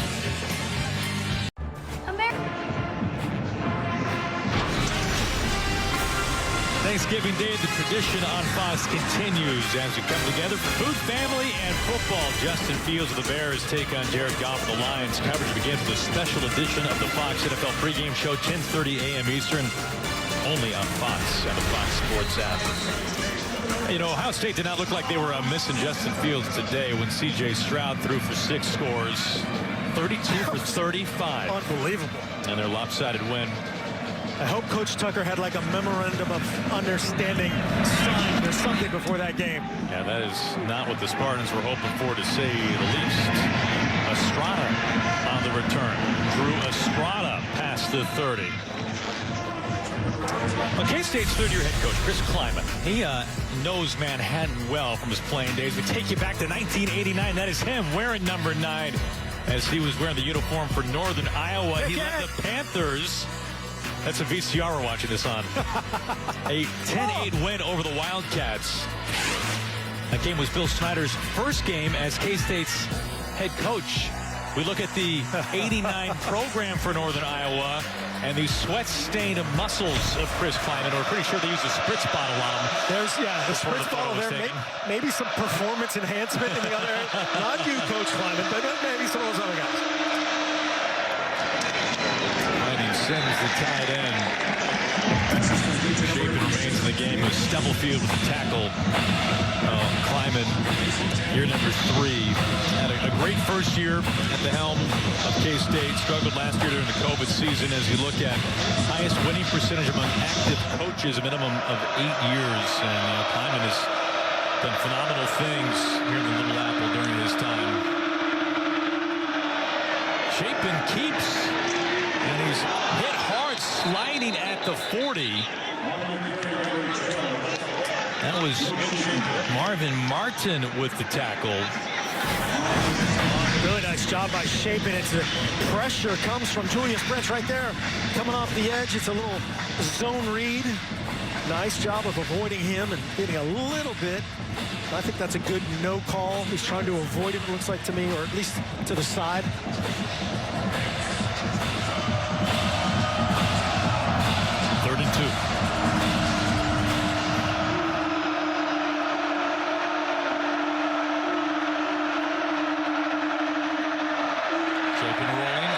Smith out of the backfield. First down catch and run. Smith lowers the boom on Echo Boydo, and looks like he had something to say about it too. That seems like an easy throw right there for the backup quarterback, but this is a little harder than it looks. You're on a full speed mode. Smith full speed to the flat. Inside of Boydo has to stop him before he gets blown up. In turn, he allows Abram Smith to be the hitter. Tight end Ben Sims, a little gimpy coming off the field. He's on the sideline now being tended to. Back to the ground and Smith to midfield. Smith, the nation's 5th leading rusher, making a pretty strong case this year for being named Big 12 Offensive Player of the Year. He's been held in check today. His average is 2 yards a carry. Run for over 1,200 yards on the season.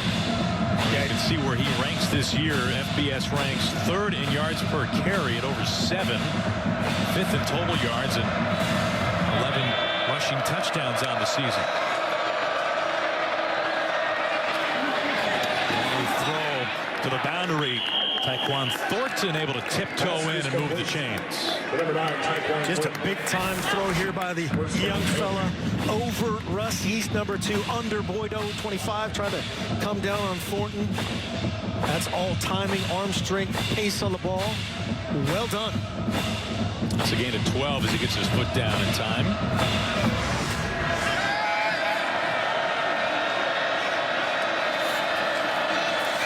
They fake it to Smith. Chapin under duress. Throws it incomplete, and K-State's looking for a flag. Yeah, K-State's arguing about it, but the ball got past the line of scrimmage. The quarterback was outside the pocket. The quarterback was out of the pocket. Again, Uzama with the pressure. Again, when there's no receiver out there, as Big Felix creates a little bit of pressure, as long as he's outside the tackle box, outside the pocket, just has to get back to the original line of scrimmage, which he did. Gerry Bohanon was injured on a running play in the first half. He had to exit a hamstring injury. Chapin has taken over. His most meaningful play. The ball is out. And who is on top?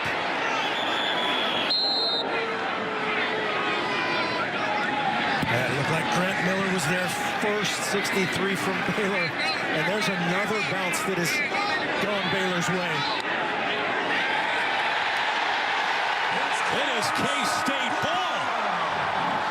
It didn't look like it was the guard, Grant Miller, who jumped on top for Baylor. No official has signaled.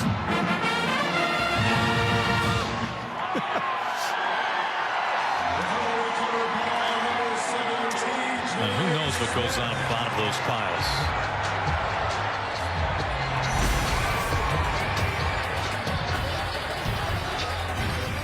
Ebner coughs it up.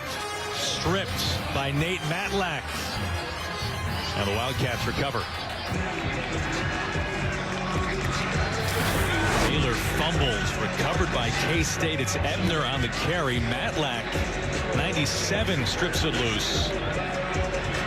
Looked like Baylor got on top of it. Yeah, I was wrong for the 474th consecutive time, but Grant Miller had a chance. TJ Smith out-wrestled him. Great job for K-State.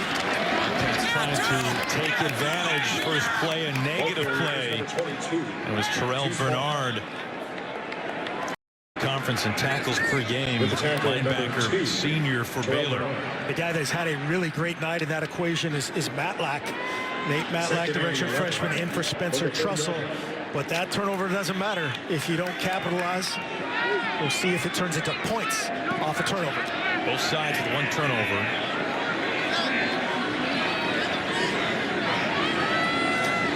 After a loss of 1 second and 11. Thompson. Hit immediately, and Brooks keeps his feet. And he's able to pick up a couple after contact. There's Matt Jones, who was there to meet him. Skylar Thompson, again, just a little bit late to get this out to Brooks. He was open for a long time in that void. Jones had dropped all the way to the boundary to take away. In that case, it was Deuce Vaughn. Just a little bit late there from Skylar Thompson. Big third down.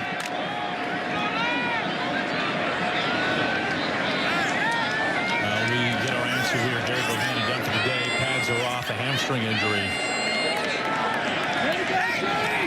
Chapin's game the rest of the way for Baylor. Pressure. Thompson scrambling.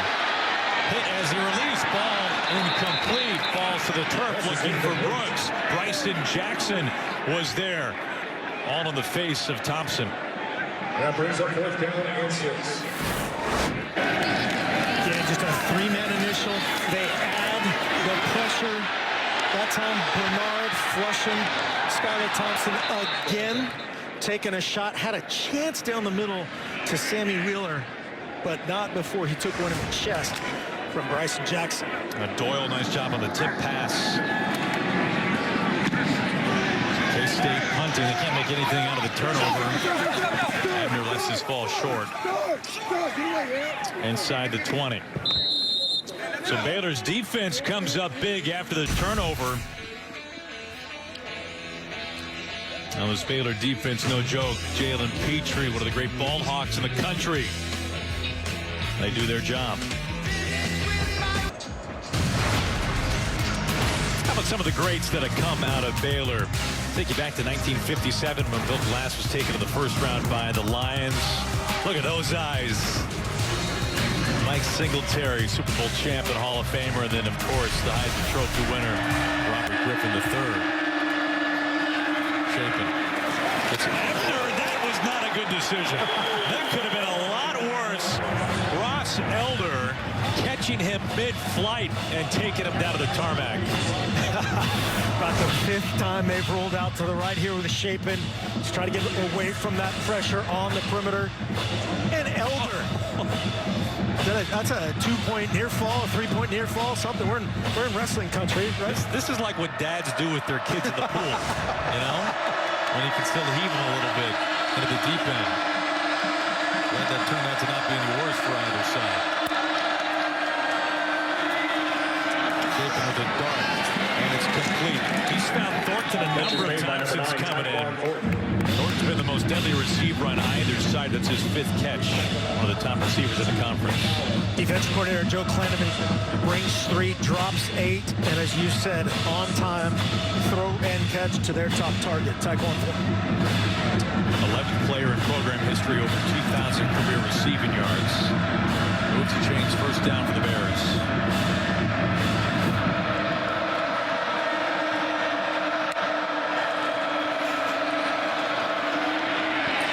Zips a dart, and it's dropped at midfield by R.J. Sneed. Pass is incomplete. Intended for number 0, R.J. Sneed. Got to keep heating up this young fella, throw off his rhythm. And here's Felix Enudike Uzama showing up. Little inside move on the left tackle. Gets right in the face of Chapin. Beats him a little outside in. A little help from the back. But again, a good throw from Chapin. Yeah, that was right there on target, just a drop by Sneed.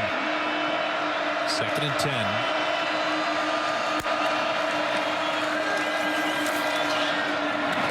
Ebner out of the backfield, slips the tackle. He shied the first down, 4th down of bounds by Elder. They kept all 4 combined feet on the ground this time. No doubt. Cody Fletcher in excellent position there in coverage, and just a better throw and catch. Blake Chapin, a perfect spot to Ebner. Baylor still very much has hopes alive of making it to the Big 12 championship game. They have to win out, though. And they need Oklahoma to lose next week in Bedlam. This has been 4-down territory for Baylor. Again, we'll see what it is with the backup quarterback. He's got to reset. There you go. Pressure. Dumps it down. First down. Ebner laying a hit. He runs right into Elder. And Daniel Green. Green's on the other end of that. First down Baylor. Just a great job by Blake Chapin. Eyes into Echo Boydo, coming right into his face. And a perfect pass again to Treston Ebner for the first down. The Ebner-Elder connection has been strong on this drive.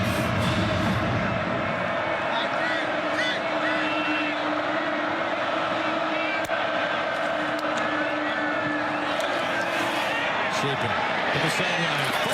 Incomplete. Julius Brents running right alongside him.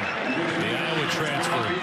He started every game since coming to Manhattan. This guy has an intriguing future. 6'4". Right here going up against Taekwondo Thornton. He is long, he's strong, he's fast. Baylor fans might be wondering about that left hand in the middle of the back, but that's a good battle by 2 really good players. Some of those long arms from Brents. Exactly. His knee pads. Seen some aggressive throws from Blake Chapin. Yeah, he has a nice look to him. Just don't try to do anything else. Chapin tucks. He's got a first down inside K-State territory. Chapin to the 25. And he is not looking like some redshirt freshman who hasn't played. Evangel Christian, legendary program in Louisiana. They play a ton of big games. He has some guys in his face right here, unaccounted for off the edge. Right there, runs out of it. Good job protecting the football. On the second level, get to the ground, red zone. 28-yard scamper.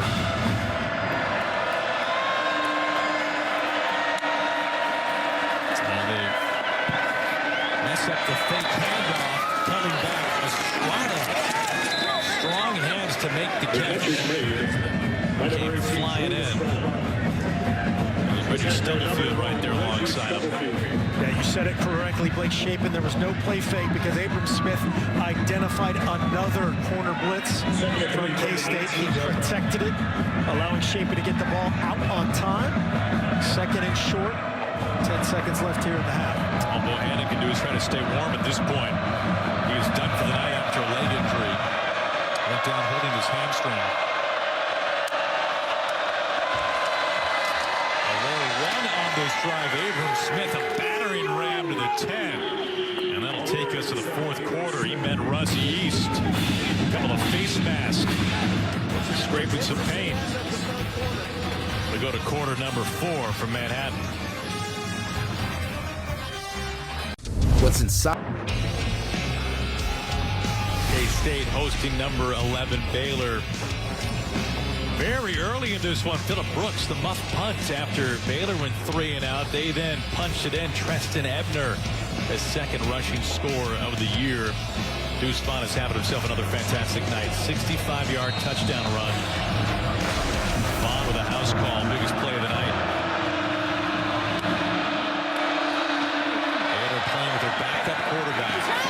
Ebner trying to cut upfield, loses his speed as he eats to help him down to the ground. And he is the guy, as you said, is stealing the show. Blake Shapen, again, they're doing a nice job of keeping a lot of these throws is very manageable, but 15 of 19, they've thrown downfield multiple times. Tyquan Thornton and Shapen on a relief of that man, Gerry Bohanon.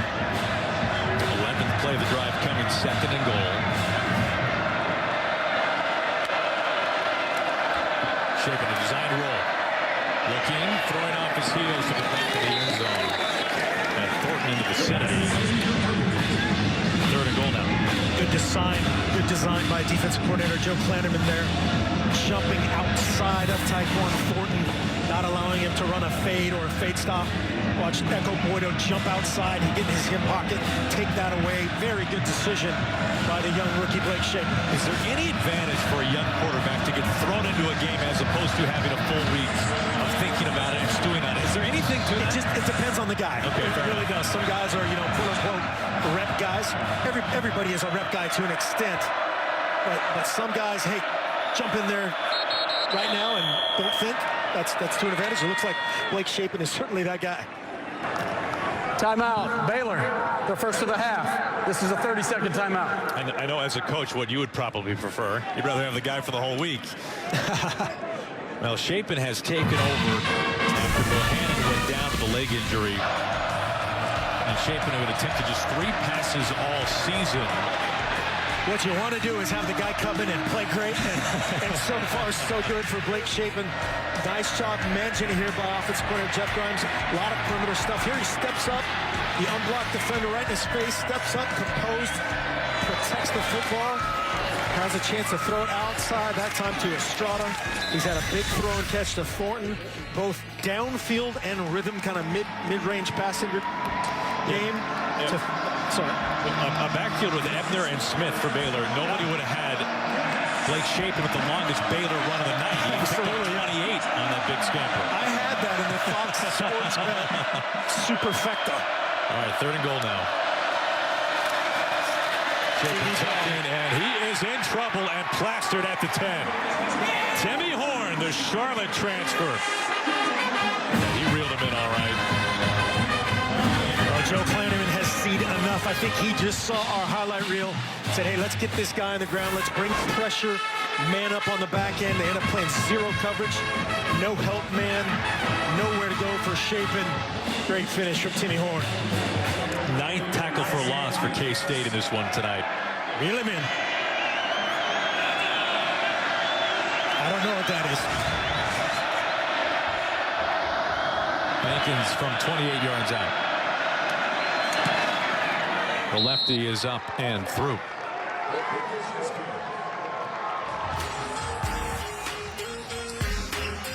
Aranda and the Bears get points.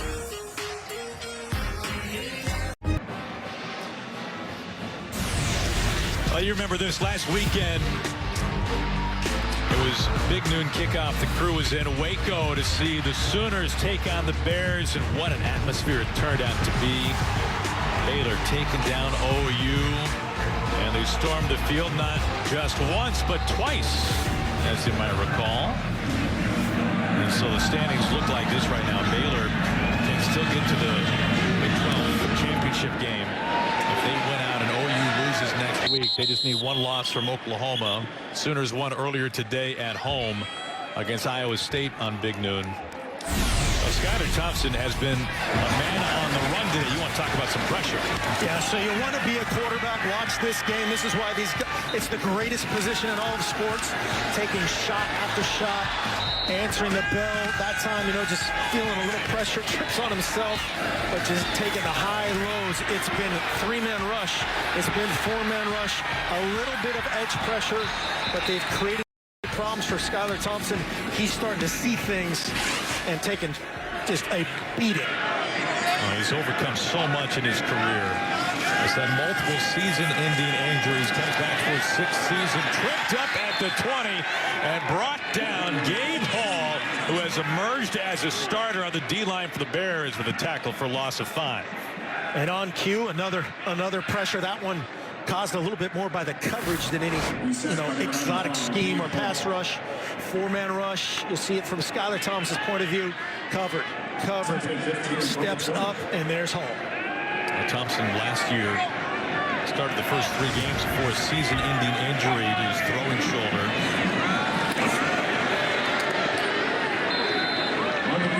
He's shy of the 30 now. Walcott. Now, last year was the 2nd straight year that Skylar Thompson upset Oklahoma. He's had some huge games against the Sooners, especially using his legs. Sooners took down K-State earlier this year in Manhattan. 3rd and 6 from the 29. But Thompson, who lost his mom to cancer as a young boy, his family in the house tonight on senior night, and as he is on his home field for the final time.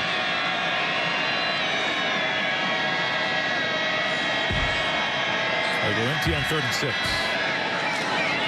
Thompson zips it, and it's complete. They find Malik Knowles for the first time.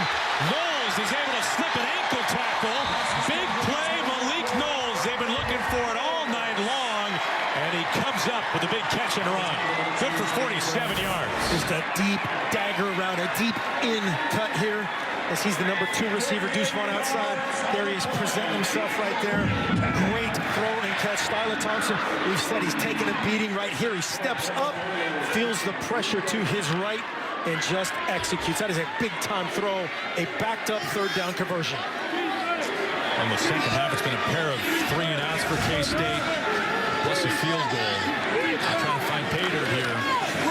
Devon bounces back and tripped up at the line of scrimmage.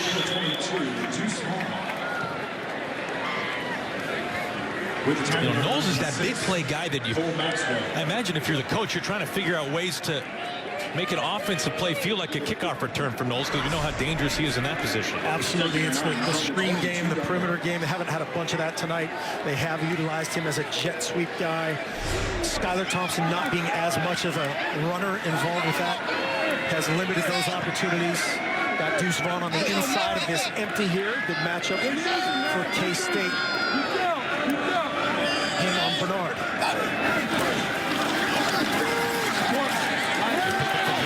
Thompson now dragged down to 25.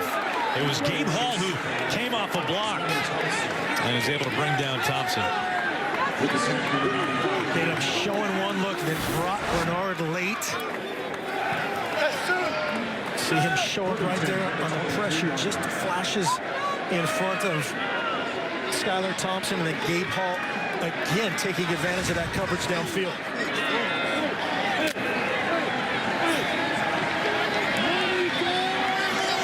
Take care of the ball. You're in field goal range. Got to take care of the rock here for Skylar Thompson. Got it, Petey. You got it, Petey. 3rd and 10 now. Pressure up the middle. Vaughn brought down by the ankles. What an open field play by McVay. Jaron McVay, who knows what would have happened if he wasn't there to pull him down. Well, it's 6. That is such a big-time play. We talked about Ross Elder so many times on the other side. This is just a great tackle. Their best player in space. That is so hard to do. Just a shoestring tackle preventing a touchdown. Yeah, that was definitely 6, if not for that. You're right. Tennett's been good from 28. This would be from 39. His career long is 42. True freshman kicker. They need it. It's no good. K-State comes up empty. Wide to the right. They had the big play from Knowles for 48 yards to help set him up. And K-State comes out of it with nothing. The K-State home team highlights high quality. Baylor ball when we come back. For your next project, please. Missed field goal for K-State. 2010 Baylor as they take over. Shaping underneath to Estrada. You look at the missed chances in this one for K-State just in the second half alone. Baylor turns the ball over on downs. K-State, they just get the field goal. Baylor, they fumble it. K-State, they go 3 and out. And then a missed field goal here after a field goal on the other end. And this has been some opportunities for K-State they haven't been able to cash in on. Both sides with 1 turnover.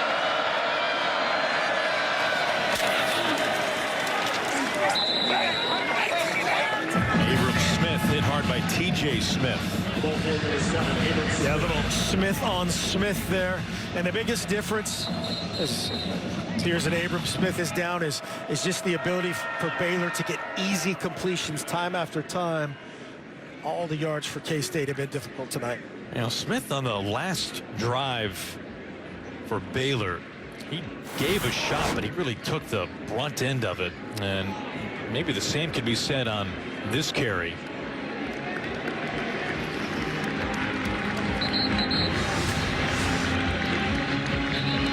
T.J. Smith will bring it. Abram Smith will bring it.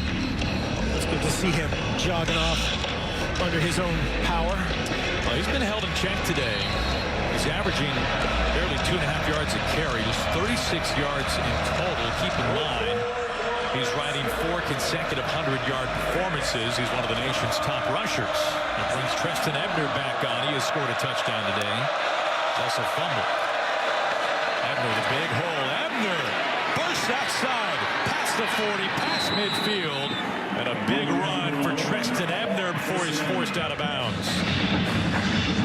Abram Smith is the more physical. Treston Ebner is the speedier. Watch this cut. There's his angle. Cuts it back. 2 cut. Not really even a broken tackle in that situation. Just great job getting vertical through Martin.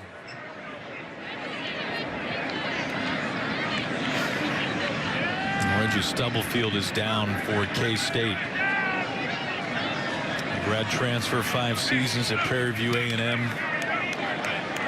I'm sure you can speak to this, Mark, but you could tell by the tears coming down Stubblefield's face when he was introduced on senior day. Here for just 1 year, but what this program has meant to him and what he has meant to this program, you could tell today alone if you had no idea otherwise. Absolutely. That was one of the things you could see being around this team, being around Coach Kleiman, both coordinators, how they talk to each other, how the emotion between one another. Certainly on the back end of a rough night here for some of these guys, but a great effort. Reggie Stubblefield all year long for this team. And Ebner run good for 31 yards, longest run tonight for Baylor. Ebner gets it again. He is met and pushed back for a loss.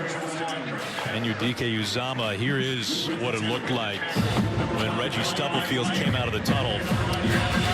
That's what it's all about right there, man. You can see Coach Kleiman had a little moment as he was walking out just prior to the tears of Reggie Stubblefield, and that's nothing but good. Both mean so much to one another.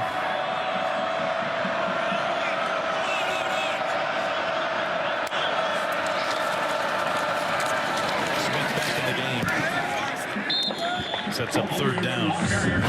They start to heat these guys up. Defensive coordinator Joe Klanaman realizing, hey, this is a must-stop situation. Both the last 2 plays, great effort.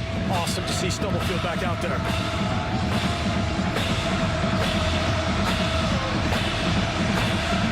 I think he's okay. He said, Coach, let me blitz again. Now, this is a K-State defense that has had a remarkable turnaround. They've won 4 straight. The defense has been a big part of it.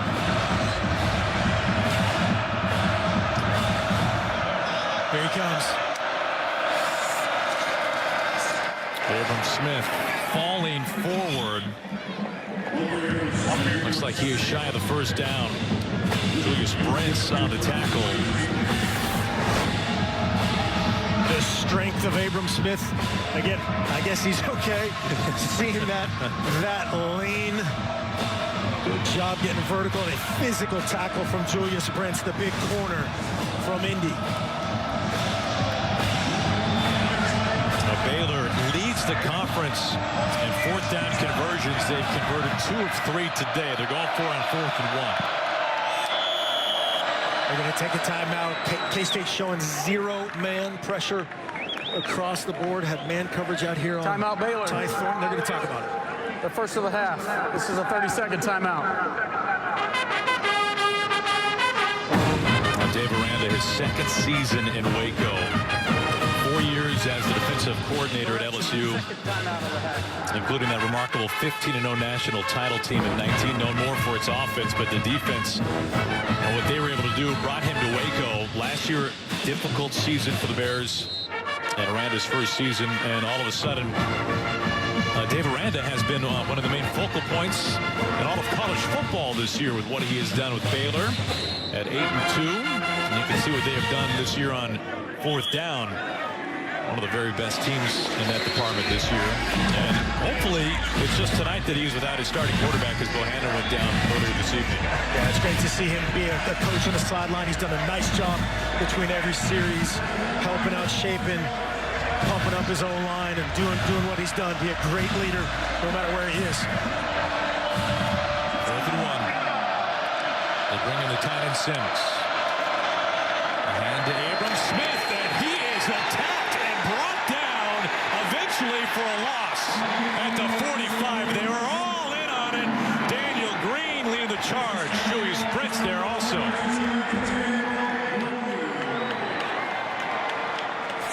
You said it, attacked off the edge. 90, Bronson Massey can't believe it. I'm here. I got him on the ground, right? Nope. Popped out of it again. Let's finish the deal. K-State ball. Can they answer?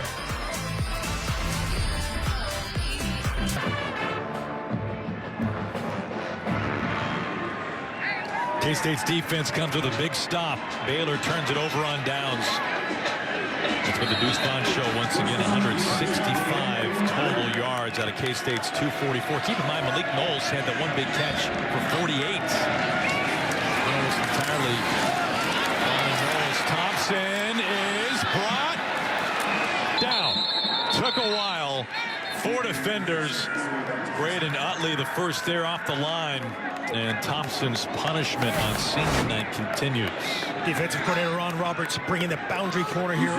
Walcott creates the need for him to step up, just runs through. Deuce Vaughn right there. Physical player from Walcott.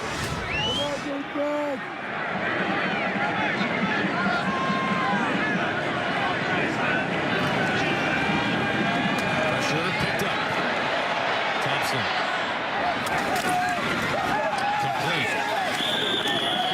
Sammy Wheeler. JT Woods on the tackle. And the Baylor Bear is down. That is TJ Franklin.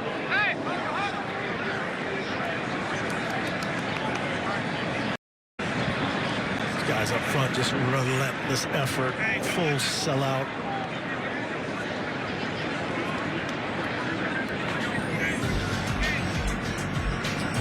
While they tend to Franklin, we will step aside.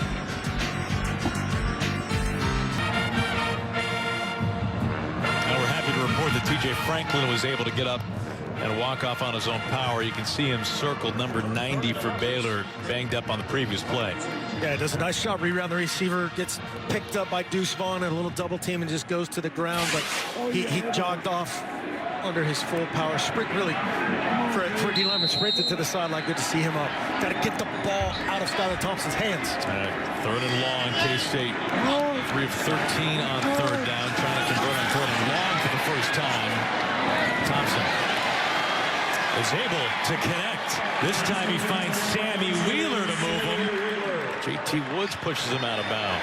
On cue, it's easier said than done for this K-State offense, but you can't get in a drop-back contest against these guys.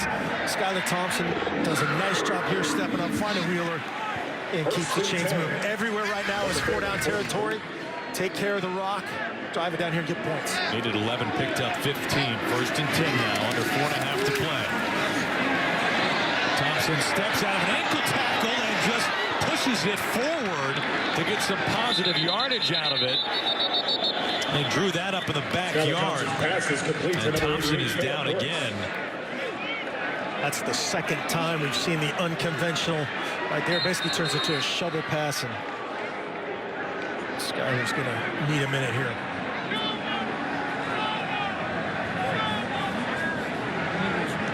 Now to get Will Howard up and warming.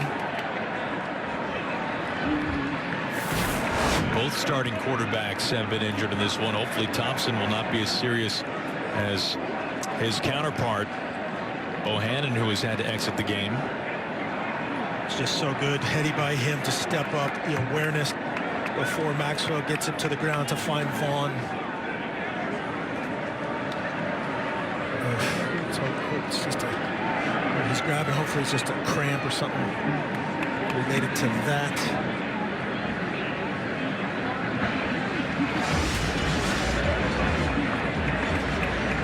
Skylar Thompson's K-State career has really been defined by overcoming adversity. It's hard to think of many things that have not happened to Thompson. I mean, when you're a sixth-year senior at that position in particular, you've probably seen just about everything. Yeah, I mean, the guy's had effectively 3 season-ending injuries. For a lot of people, probably career-ending injuries, but the toughness that this guy's shown physically, mentally, what he has meant to this program.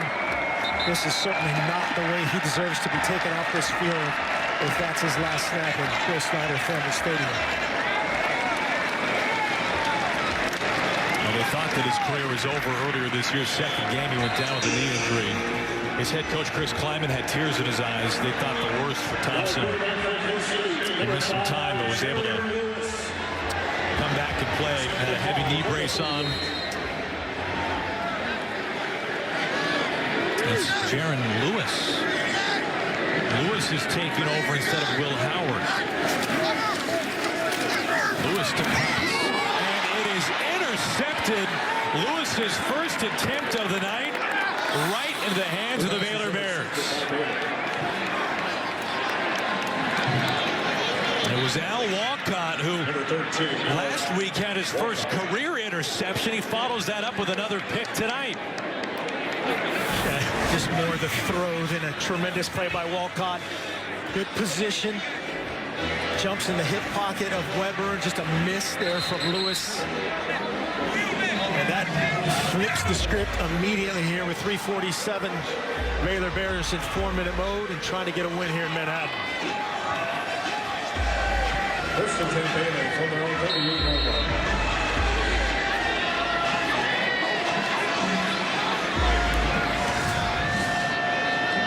Play after Thompson exits. Second K-State turnover on the night. In a battle of the backup quarterback, Shapen gets leveled by T.J. Smith. Shapen has played well since taking over for Bohanon. Yeah, that's experience for Jaron Lewis there. Tough way to enter the game. Tough situation in many ways. That says also a lot about their attitude towards Shapen, their belief in Shapen. That kind of a run-read play in this situation, you put that all in your quarterback's hands to milk this thing out.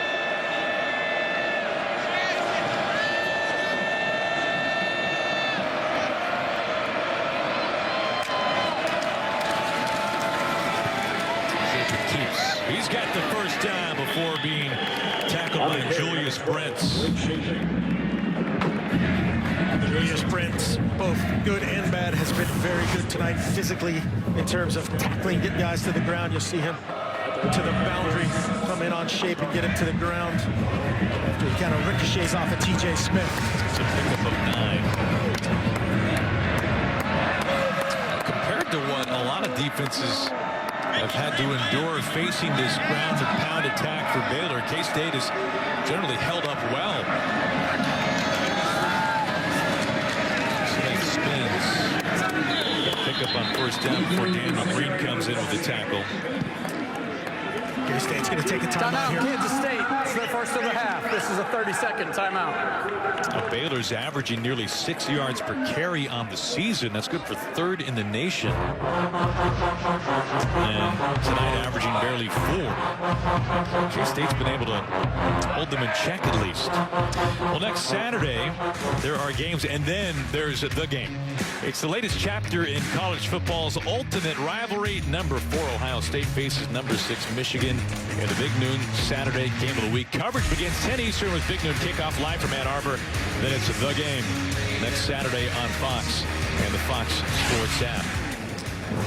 A series that has been dominated in more than just recent years by the Buckeyes. As Skylar Thompson comes out of the tents and makes his way to the cart.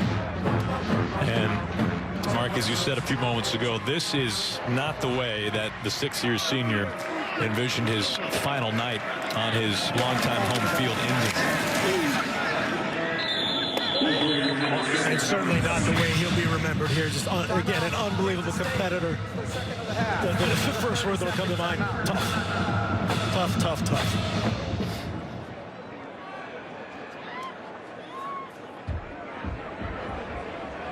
Timeout stops the clock, 2:23 to play. We got to get this just under 2 here, assuming Coach Kleiman will utilize this last time out. This is the, they'll treat this as 2-down territory for Baylor as they have all year. You know, Baylor's coming off that showcase win at home against Oklahoma. It was their first top 5 win since 2015. Baylor, one of just 6 teams in the nation with 3 wins over ranked opponents, but they've all been at home. They've had their struggles on the road, and they're leading here a 2-possession game with just under 2.5 minutes to play. Their coaches brought up, especially offensively, this was a big-time test and a huge opportunity for them to prove themselves on the road against this Kansas State team. David Smith falls forward. Looks like he's got enough.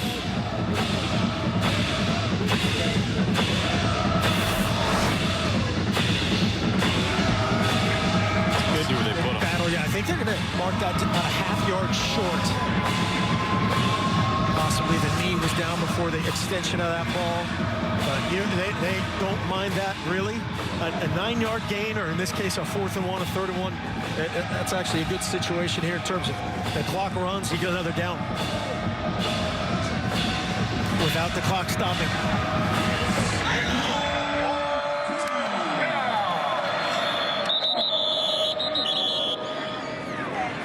Timeout Baylor, their final timeout of the half. This is a 30-second timeout. Stops it at 1:36. Yeah, the road struggles have been real for Baylor, especially when you look at all the success that they have had at home. I mean, they've been invincible at McLean Stadium this year. But Baylor coming to Manhattan on a chilly night, losing their starting quarterback roughly midway through this game. Giving the keys to the car over to Blake Shapen, a really untested backup quarterback. Yeah, he answered a ton of questions for them. And as they get ready for Texas next week, assuming they put the exclamation point on this win tonight, a question in Bohanon, but a huge answer in the form of Blake Shapen. Top 2 teams in the Big 12 standings play one another in the Big 12 title game at AT&T Stadium in Arlington, Texas. Baylor can get there if they win out. That means today and next week against Texas Tech. And if Oklahoma loses next week in Bedlam, that is the clearest path for Baylor. Smith delivers the blow, and he pushes it forward to get enough. And Baylor will escape Manhattan. And if we have not seen a cracked helmet yet from Abram Smith, I mean, he has delivered as many shots as he has taken as Dave Aranda. That is as emotional as you ever see it. Yeah. Dave Aranda has carries himself more as a philosopher than he does as a head football coach. Yeah, that's you. I know I'm getting in victory formation. Defensive coach who's held a very, formidable opponent to 263 total yards on their home field. As you said, a huge answer for their program, and sets up a meaningful game against Texas Tech.